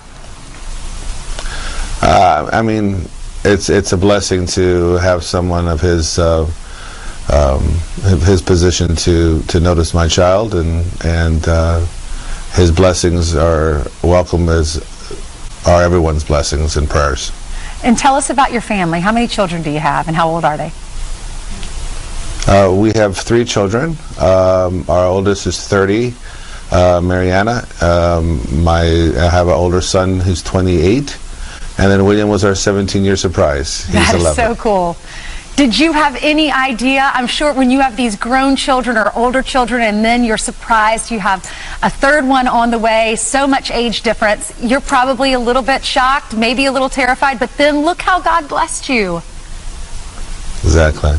It's exactly. so cool. William, what's it like being in school with so many kids that are older than you? Do they treat you the same? Yeah. They treat me the same, and that's a good thing. All the older kids probably come to you for advice about their homework and tests and studying. Thank you so much both for being with us. What were you going to say, honey? Yeah, jokingly, yeah. We wish you all the best. God bless both of you. Thank you. Jason Chaffetz, he's going to come up in just a minute. Stay with us. And Larry Kudlow and Paul Ryan. Thank goodness for ICE. The Democrats want to abandon ICE. And ICE is tough and smart. A secret recording between President Trump and his former attorney, Michael Cohen, has now been revealed. There's no crime here. There's no impeachable offense here. That you can't impeach a president just because you don't like a conversation you may have had. Attorney General Jeff Sessions taking college campuses to school. Some schools are doing everything they can to create a generation of sanctimonious, sensitive, supercilious snowflakes. He's right on the money that they have safe spaces for liberal ideas, but conservative ideas, they don't even get a platform with which to speak. House Republicans unveil their new tax cut package. The GOP plan would make the cuts signed last year permanent. Republicans hope to have their plan passed by the midterms. Here with us today is an extraordinary man, Sergeant Alan Jones. I've been told that I could never enter the Oval Office.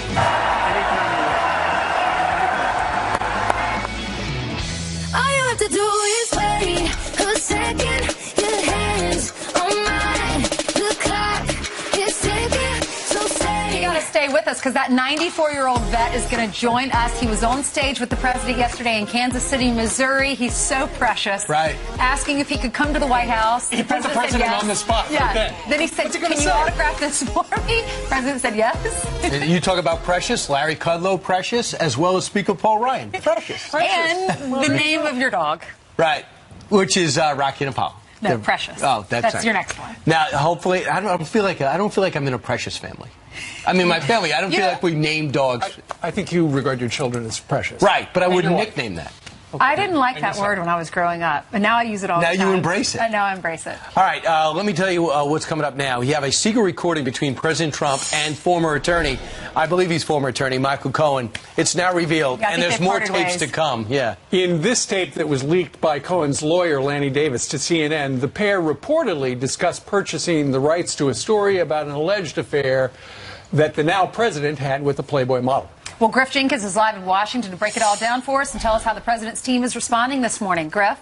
Good morning, guys. It appears this recording is from September of 2016. You will hear then candidate Trump, unaware he's being taped, and his personal attorney, Michael Cohen, reportedly talking about buying the rights to the story of an alleged affair between Mr. Trump and Playboy model Karen McDougal from the National Enquirer parent company. Now, it's muddled. Cohen is speaking first. Listen.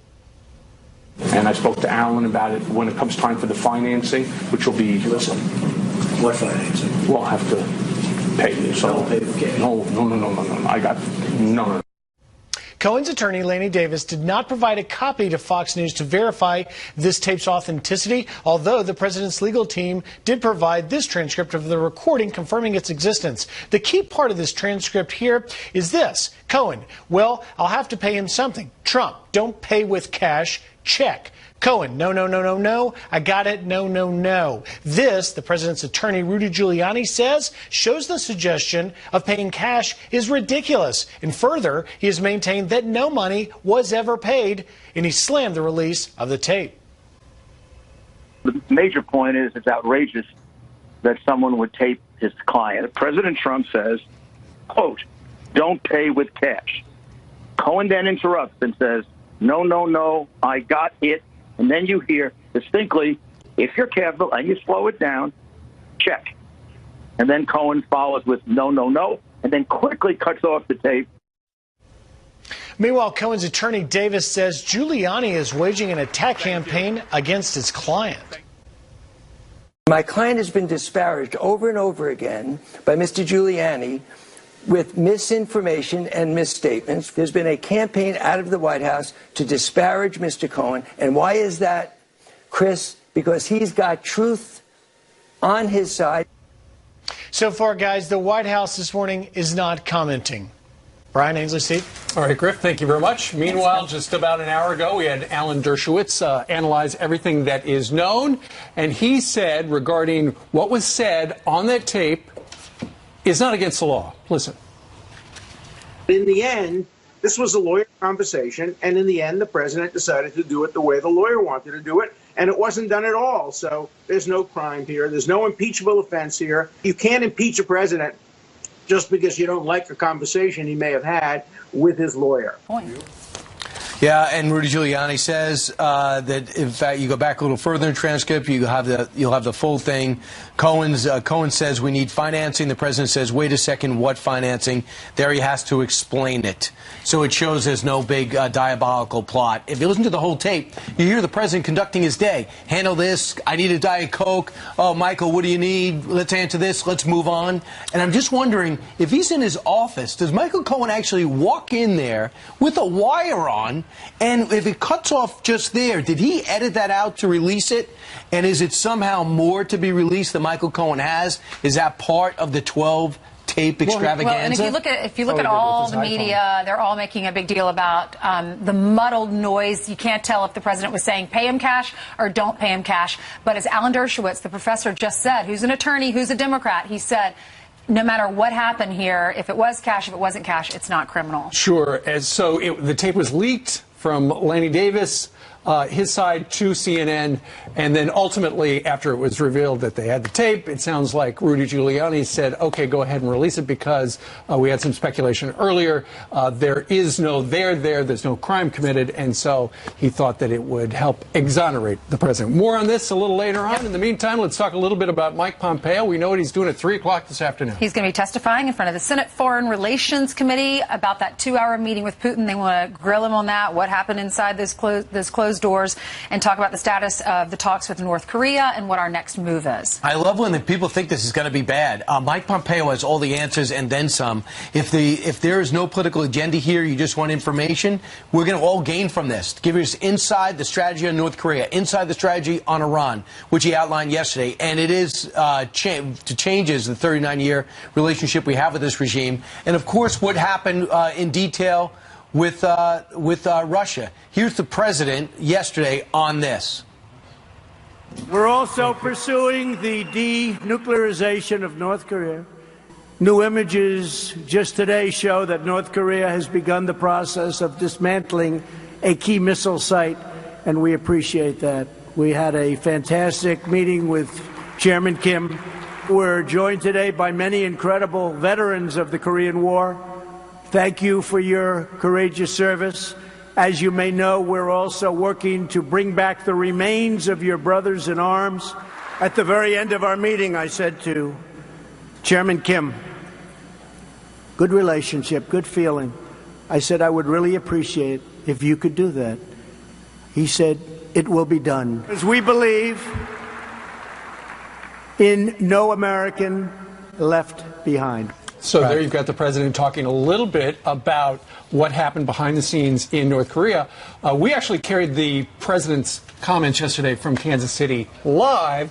However, you don't see so much of that on the other networks, although you do see one approach to their coverage, and it's almost completely negative.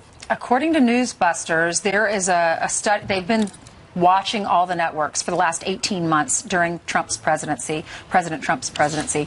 And they say immigration has received more airtime on the 3 broadcast evening news shows than any other policy topic. And they say the majority of it's negative. 92% is negative, only 8% is positive.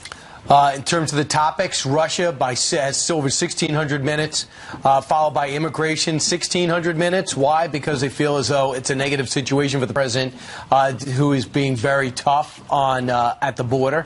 719 minutes on North Korea. So those are the 3 big issues. But you have to wonder, in the big picture, how if this country is 50-50, let's say 40-40 with 20 in the middle. How could you possibly have 92% negative coverage on anything and even pretend to be giving both sides? But the extraordinary thing is, while the mainstream media are covering him to the tune of 92% negative, his approval rating has never been higher than it is right now. Actually, the 8% positive, I think that's kind of high. Watch the other channels. But what the president's got to do if he wants to be successful, if his party wants to be successful in the midterms, is get the independents back. He's lost about 8 points with independents. He's got to find a way to do that. Well, we've always said you've got these networks in New York, you've got Hollywood. You know, we watch all the award shows and what they say out in Hollywood. There's a whole other country in between, and they can't forget that. And that's the president's base. And those statistics coming to us from the Media Research Center. All right, it's about 8:10 in New York City, and Jillian's got a whole bunch of headlines. That's right. Good Wednesday morning. Let's get right to a Fox News alert now. 2 American ISIS suspects captured in Syria will now face charges in the U.S. A Michigan man due in court today. He's accused of joining the terror group in 2015 and was captured in June. And an Indiana woman also facing charges for making false statements to the FBI. She was brought back to the U.S. with her 4 children. Her husband was killed fighting with ISIS. A Trump endorsement leads to a big win in the Georgia GOP gubernatorial runoff. Secretary of State Brian Kemp beating out Lieutenant Governor Casey Cagle. Kemp wasting no time kicking off his campaign against Democrat Stacey Abrams. The out-of-touch radical liberal who cares more for her billionaire backers than for you all, you hard-working Georgians. Stacey's money's coming from California, New York, and Massachusetts, not Georgia. If Abrams wins, she would be the first black female governor in the U.S. Pop star Demi Lovato is now awake after being hospitalized for an apparent overdose. Her representative saying Lovato is, quote, with her family who want to express thanks to everyone for the love, prayers, and support. Some of the information being reported is incorrect, and they respectfully ask for privacy and not speculation, as her health and recovery is the most important thing right now. Initial reports claimed heroin may have been involved, but Fox is told that is not the case. Her hospitalization comes just weeks after Lovato suffered a relapse with substance abuse. A 6-year-old girl is best friends with her UPS driver, their friendship delivering smiles across the country. Parson! Hey! Come here! Parson Harrington was born with a rare genetic disorder and needed a lung transplant when she was a baby. Her UPS driver, Tammy, brings her life-saving medicine and encouragement. She stole my heart. This little girl, she came into this world struggling for every breath. She's a big fighter, and I believe she'll go far in life. Parson wants to be a UPS driver when she grows up. Isn't that adorable? That's great. Baby. You know, and you see the UPS truck, and it means so many different things to so many different people, but to her, it It's her means... medicine. Oh, yeah. I know, her medicine. If I were her mom, I'd order something every day so that the UPS driver comes all the time. I will say this. I wish they would give them doors. They have no doors. They have doors. I've never seen the doors closed. They're just open all the time because they're in and out. Really? Yeah. Okay, because if they have doors, let me make sure of it, because I'm a little worried. They have doors. Jillian, thank you very much. They have doors and brown outfits and Yeah, tall brown Jillian, socks. let's stay in touch. 12 minutes after the hour. It's not just football on the football field anymore. That's an elected official kneeling during the Pledge of Allegiance before a town meeting in Connecticut. The outrage and the calls for her to step down coming up. Plus, some House Republicans could force a vote to hold Rod Rosenstein in contempt of Congress before they leave town on Thursday. Jason Chaffetz says, hold the vote. He's going to do some explaining, and he's got a new book about the deep state. Hey!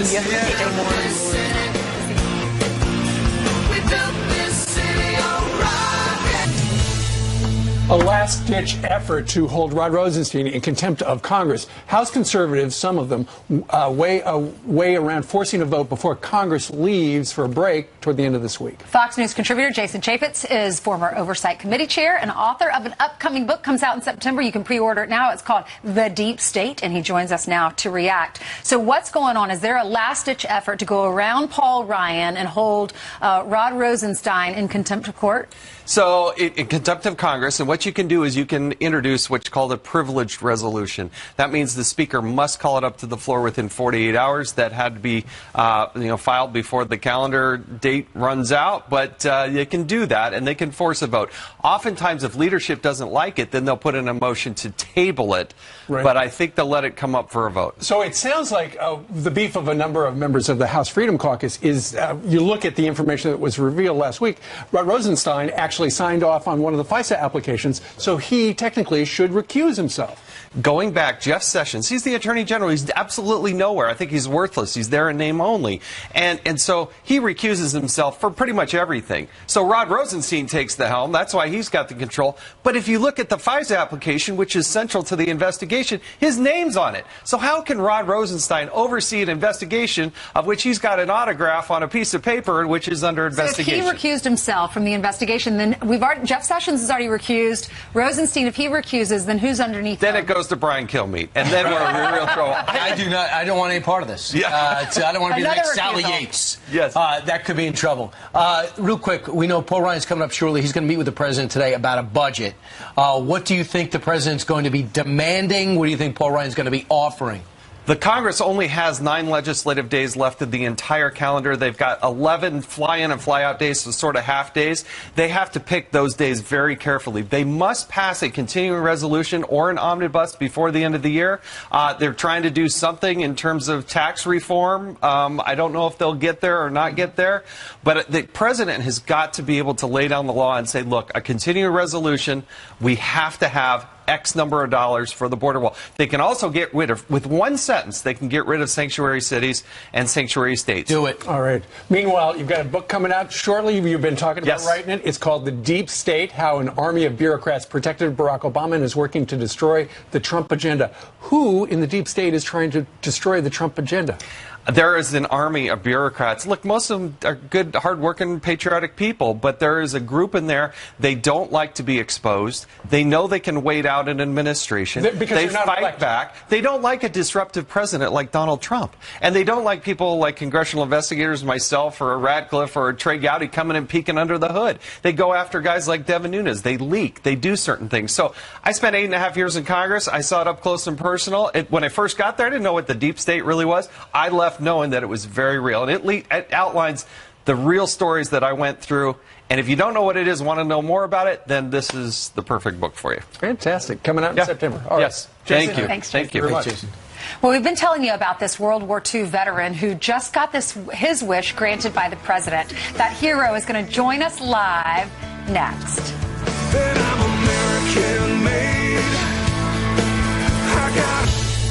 All right, some quick headlines now. A Democratic gubernatorial candidate is under fire for this campaign ad. Florida's Jeff Green slamming the NRA in this mailer showing poster boys with children as the bullseye. Green promises to ban assault weapons if he's elected. A Florida NRA lobbyist calls the poster, quote, repulsive. And the Ninth Circuit Court is backing the Second Amendment. The ruling comes after a Hawaiian man's attempt to openly carry a handgun was shot down twice in 2011.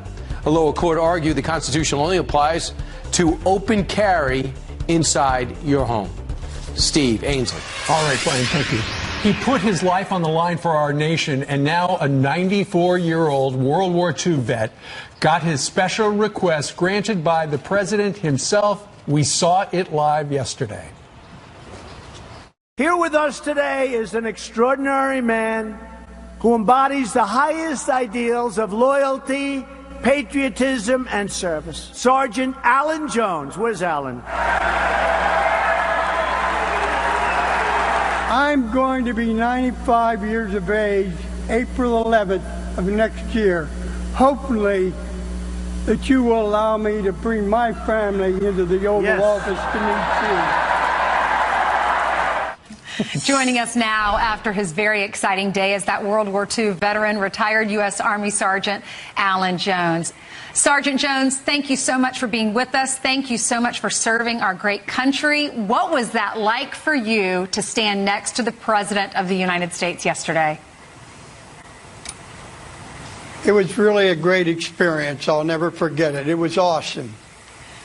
And you kind of put the president on the spot, Sergeant, by saying in front of all those people, can I come in to the Oval Office? Because what's he supposed to say? He's got to say yes, but obviously he wanted to salute your service. He did put you on the spot. So tell us a little bit about your service to our nation during World War II.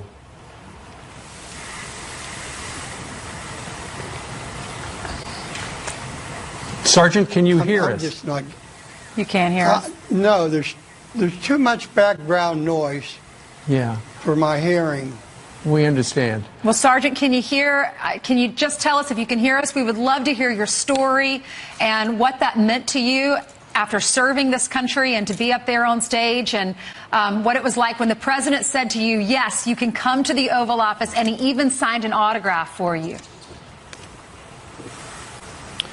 Well, it was a great experience, and it was one that I never dreamed of. I bet. So when are you going to go to the White House? I asked him to come on April 11th next year when I will be 95 years of age. That's wonderful. What does the flag mean to you, and why do you like this administration so much? Well, I'm not saying that I like it. I just think that the president is trying to be honest and upfront with the American people, and I think he's sincere about what he's trying to do for my nation at this time. All right. Sergeant, before you go, why do you love the United States of America? Why do I what? Love the United States of America. Why do you love the United States of America? Because I was born in this country and my father served in World War I, and we were taught patriotism early in life, and because of the opportunity to serve my country, to keep it a democracy as it is. Well, there you go. Your father served in World War I. Wow. You served in World War II. One. Sergeant Alan Q. Jones, World War II vet, we thank you very much for joining us. God bless you, Sergeant. Thank you so much. Okay, my pleasure. All right. We showed video of him running up the stairs to meet the president, hugging the president. He's in great health. He's spry and just such a neat guy. And he's going to Washington. Yeah. All right, there you go. All right, coming up on this Wednesday. House Republicans unveiling Tax Cuts 2.0. So what is in it for you and your family? How is it going to help you? We're going to ask the National Economic Council Director, Larry Kudlow, coming up next. And remember the student who got suspended for wearing that pro-Trump shirt? There's a big update on his case, and you'll find out why he can wear it with pride in the future. You've got to stop the president from putting tariffs on these countries and these companies that are ripping off the United States. You've got to stop him. Just remember, we're going to do something that, honestly, nobody else could do. Nobody else could do. We're now in the midst of a great economic revival. And it's for that reason that I chose this is the time. This country is doing better than it's ever done before economically. This is the time to take off the ripoff of tariff. We have to do it. All right. That was yesterday. The president was speaking to the veterans of foreign wars, and he had to give a speech and talked about the economy. We thought it'd be a great time to talk to Larry Kudlow. He's White House Director of National Economic Council, and he's a perfect person to talk to as we get ready, I guess, to welcome in the EU representative when it comes to trade. Larry, great to see you. When it comes to tariff and trade, do you think this is day one of a deal or the day one of a continued fracture between the EU and the USA? Well, I don't want to get ahead of the story, and really the story is going to be when President Trump and President Juncker sit down together one-on-one, nobody else. That's going to lead off the bilateral, and that's going to be absolutely crucial, Brian. But let me say this. I met with senior staff of the EU. I met with Juncker's right-hand man for quite some time. They have a positive attitude going into this. Our team has a positive attitude. Expectations are so low that I believe it is possible. I don't want to predict. It is quite possible that people may be very surprised on the upside. You know, where there's a political willingness, there's a political way. And I just say, you know, keep an open mind. You may be surprised at the outcome of this meeting. Larry, voters care so much about the economy. The polls show that. We're talking about tax cuts 2.0. Stuart Varney was on the couch saying he doesn't think it's going to pass. You had Jason Chaffetz saying that he thought that it possibly could, at least in the House. How is it going to make our lives better? What is the tax cut 2.0? Well, look, you know, 2.0 follows 1.0, and 1.0 has been a smashing success. I mean, as the president said, the U.S. economy is booming, roaring. We're the hottest in the world. In fact, capital's coming to us all over the world. Capital's flowing to the U.S. So that's good. So we want to look at 2.0. We haven't figured out all the specifics yet. Lots of great discussions internally in the White House and also with Ways and Means Chairman Kevin Brady and others. A lot of interesting things on the table. You know, maybe make some of these personal tax cuts permanent. Maybe help middle-class people to save more for health and education. Maybe even index the capital gains tax for inflation. I'm not announcing policies. I'm saying these are some of the things that are being discussed, and we will see. The public supports the tax cuts. Economic polls from President Trump have never been higher. He's well into the 50th percentile. So, yeah, we're looking at it. And my guess is there'll be some good announcements, you know, sometime in the fall before the election. And then the legislative process will grind after the election. Right. And so then you'll be able to get all the Democrats to vote Do you want to give this tax cut to America, yes or no, just before the election? But Larry, what you said, the economy is roaring, but there's an obvious explanation for it. Alexandria Ocasio-Cortez, who surprisingly won a primary here in the New York City area, she says the reason that it's doing so well is because everybody has 2 jobs. Listen. Unemployment is low because everyone has 2 jobs. Unemployment is low because people are working 60, 70, 80 hours a week and can barely feed their kids. And so I do think that right now, when we have this no-holds-barred, Wild West hyper-capitalism, what that means is profit at any cost. Capitalism has not always existed in the world, and it will not always exist in the world. So that's the reason, according to this socialist, that the economy is booming and unemployment is so low, Larry Kudlow, because everybody's got 2 jobs. Is she right? Well, by the way, unemployment wouldn't be that low if everybody had 2 jobs. What's really happening is more people are working, which she won't acknowledge. I mean, look, I love a good socialist. Particularly in the Democratic Party. I'm a free market capitalist. The marketplace is working. The participation rates are rising. The unemployment rate obviously is down across the board. Blacks, Hispanics, women, you name it. No, she's factually dead wrong. She's giving you kind of an old cliche. You know, Brian, when I worked for Reagan many years ago, and we had this roaring recovery, 5, 6, 7, 8%, everybody said it was just hamburger flippers. You remember that? Hamburger flippers? Right. Turns out people were working across the board, high-paying jobs, technology jobs. Nowadays, you know what's some of the best? Energy, all right? Energy is booming. We're producing 11 million barrels of oil a day. I know estimates that go as high in the next few years of 12, 13, 14 million barrels. We need pipelines to pipe it in. These are huge. These are people working hard. I get that. 2 jobs? I don't know. I don't know what she's looking at. But this is just left-wing pap. It ain't true. People are happy. Look at the confidence indexes. It was a very interesting answer. This shows you something's really changed. It was an interesting answer. We wanted to share it with you, even though it's a week old. But we got to get different theories in there. Larry, give me the first-hand advice. Tell me the exclusive story. How healthy are you? Everyone got scared a couple of weeks ago. Well, I appreciate your concern very much. People have been wonderful. I feel great. I got some new spark plugs. Feel better than ever. Everybody tells me I have color in my face. I guess the blood is pumping through very nicely. I would say this, if you ever have a cardiac problem, please have it at Walter Reed Hospital. They're absolutely fabulous. And I'm going for checkups and I'm going for rehab. But I got a clean bill of health. Brian, I played tennis on Sunday, first time in 5, 6 weeks. Played half court, and then I went full court. And here I am on Fox and Friends, alive to tell the story. Wow. And luckily, that's right. And Larry, luckily you have a low-stress job in a low-stress town. Right. Yes. You're exactly right. And, you know, I'm a laid-back kind of guy, so I don't get that excited about anything. And I work for a very laid-back president. So it's the absolute best combination. I do want to thank people. So many people wrote in and texted and so forth, you know, prayers and well-wishing, wonderful. I can't thank them enough.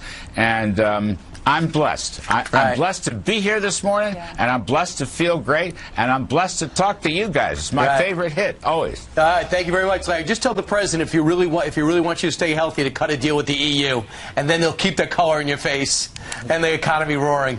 Good logic. Listen, I like that. I'm going to try that out this morning. I think people already have. Thanks, Larry. We're so glad you're doing okay. All right. Larry Kudlow. Thank you. All right, 20 minutes before the top of the hour, and Jillian joins us with some headlines from Connecticut. That's right. He's funny. All right, let's get you caught up on your news right now. Outrage after an elected official defends her decision to kneel during the Pledge of Allegiance. Selectman Melissa Schlag of Haddam, Connecticut, says she took a knee to protest the president, writing on Facebook, quote, "As long as Donald J. Trump is the president of the United States, I will kneel." Republican Tim Herbst, who's running for governor of Connecticut, joined us earlier to weigh in. She needs to resign immediately.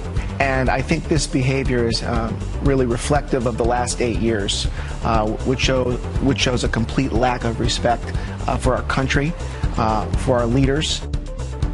Residents, and a lot of them outraged, will attend the next Board of Selectmen meeting on Monday.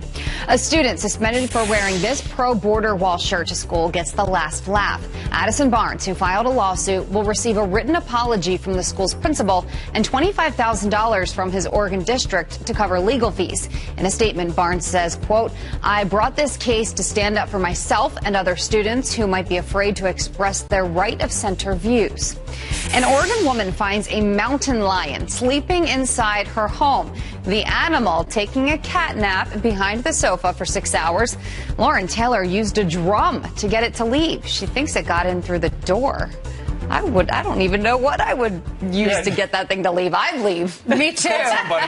Take me with you. Well, they say the good vibes of not being scared allowed the mountain lion to leave. So just don't panic if you see a lion in your living room. Sure. Just look at him and smile and pass along good vibes. Exactly. I would just move. Sell the house. All right, 18 minutes before the top of the hour. Attorney General Jeff Sessions ripping safe spaces and crying closets. Some schools are doing everything they can to create a generation of sanctimonious, sensitive, supercilious snowflakes. We're not going to have it. So what's going to change? Will those schools listen? Plus, House Speaker Paul Ryan joins us live. You're watching Fox and Friends. We'll be right back. They have cry closets, safe spaces, optional exams, therapy goats, and grade inflation. Some schools are doing everything they can to create a generation of sanctimonious, sensitive, supercilious snowflakes. We're not going to have it. There you go. The Attorney General of the United States yesterday at Turning Point USA's high school leadership conference, where he was ripping the culture on America's campuses these days. Well, the campuses they're not allowing conservatives to come on and talk. They're not allowing them to come on to give commencement addresses unless it's a really conservative school. And having snowflakes and therapy dogs and bubbles and coloring books. Right. It's just ridiculous. I just don't think it really should matter if you're Republican or Democrat. I think your responsibility as a university will provide different points of view, but that's not happening. 39% of these college campuses don't even have one Republican on their faculty, and an overwhelming number, for example, the University of Albany, does not allow one Republican speaker on campus. That's not the case with Zachary R. Wood, a Democrat liberal as he identifies himself, who went to Williams College and used to try to book Republicans to come and speak at this school, and Candace Owens with Turning Point USA. They've both joined us to talk about this issue, and believe it or not, opposite points of the spectrum, but agree on this.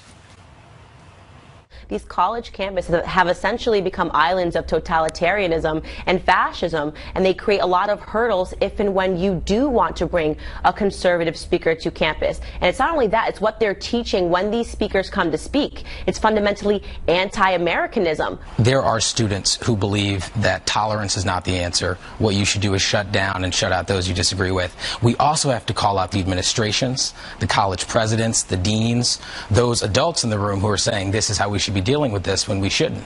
Ultimately, college is to prepare you for real life. When you graduate, you go out to real life. There are people with all political points I can tell you when you get into real life and you get to the workplace, they're not providing bubbles and coloring books. So you need to learn you got to buy grow up. Got to buy your own bubbles and your own coloring books. So what do you think? Email us, friends@foxnews.com.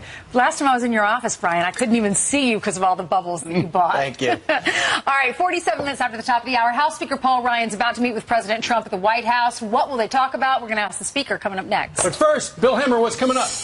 Hey, guys. Brian's office is funny, isn't it? He doesn't have a chair anymore. He stands up and types. You never really know what you're going to find in there. It looks like a yard sale. Good morning, guys. What's on the audio tapes? Is it illegal? We'll break that down for you. Mike Pompeo, meanwhile, going to take a lot of questions today on the Putin summit, on the progress of North Korea, everything else under the sun. Marco Rubio answers that. Great Senate race in Missouri. The Republican trying to take the seat from Democrats. He's our guest here live today. Got the headliner all lined up for you. The 18 panels ready to go. So 9 to noon starts in 10 minutes. We'll see you then. Final guest of the day is House Speaker Paul Ryan. He joins us from Statuary Hall in the U.S. Capitol. Mr. Speaker, good morning to you. I know between now and the midterm elections, you're going to do all you can to raise money for Republicans and make sure that the Republicans don't lose the House. How are you going to do that? First of all, good morning, Steve, Ainsley, and Brian. Great being back with you guys. You know what I'm going to do is I'm going to tell the story of what we've done. Look, 2 years ago, we House Republicans ran on a platform called The Better Way, and then along with the newly elected President Trump, guess what we did? We did what we said we were going to do. We kept our promises, and we enacted a very promising agenda that is now occurring. And what's the result? We are stronger at home and abroad. We are rebuilding our military. We are confronting the opioids crisis. We're ending human trafficking. We are fixing things so that we improve people's lives. And so take a look. We now are showing that we are better off now. You can go to better.gop to see all the accomplishments that we, along with the president, have put into place to dramatically improve people's lives. We have 4% unemployment, more job openings than people looking for work in America today. Wages are up. The economy is soaring. These are good things and great results to run on. So we're going to talk to people. What do the Democrats want to do? They want to abolish ICE, a government-guaranteed job. They want to get rid of private health insurance, have a government take over the health care system. They've gone so far left. So I think we have a great contrast, a really good track record, and a good story to tell. And that's what we're going to be telling this fall. And, Mr. Speaker, you did promise you were going to get another immigration bill out there, and you promised it to some Republican members, Dan Newhouse, Dennis Ross, and they want especially a guest worker program when it comes to a guest visa program when it comes to the farming. Yeah. So what's the deal? Well, so the very members that we've been working with have asked us to hold off on having that vote so that we can make sure that we have the votes to pass it when we bring it to the floor. This is a bill we don't want to bring to the floor to see it fail. We want to make sure that we have the votes before we bring it up. And so we've been working with these agriculture members so that we have the votes lined up before we take it to the floor. We're just not quite there yet. And so they want to spend this August break working on that, and that's what we're going to do. So you only have 9 more full days. Jason Chaffetz was on with us earlier. He said there are only 9 more full days until the midterm elections. That's crazy. Right around the corner. Yeah, right. What'd you say? We have a lot to do. A lot to do. What's top? What's the agenda? What's the most important thing? Just this week, we're going to finish our bill to rebuild the military, the Defense Authorization Bill. We're going to finish today our career and technical education bill, a complete overhaul of career and technical education. That's going to go. That's already out of the Senate now. We passed it out of the House. It's going to go into law. This makes 2-year school again. So this is our goal, to focus on closing the skills gap, to get people the skills they need to get good careers, defense. And then when we come back, we're going to work on making the tax cuts permanent. We've got appropriation bills we're going to be passing, and that's what we want to make sure is we don't want to have some big omnibus at the end of the day.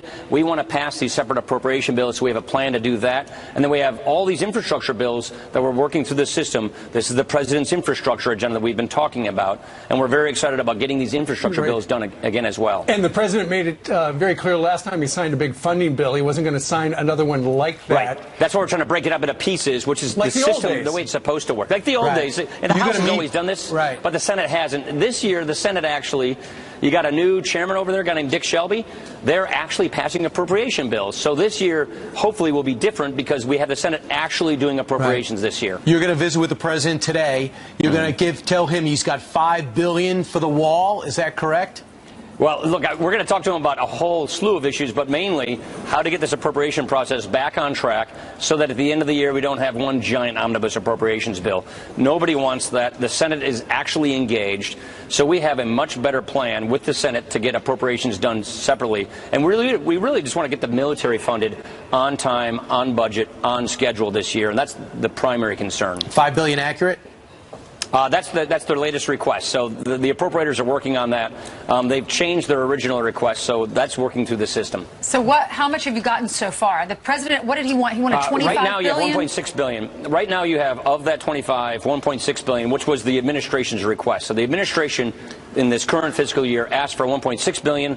That has been funded, and those dollars are being spent. That construction is now occurring. So there is a wall money being spent on the wall, on the border, and that's happening right now. You've got so much to do and so little time. Mr. Speaker, thanks for spending a little of your morning with us here at Fox. You bet. Have a good one, guys. Thank good luck. you.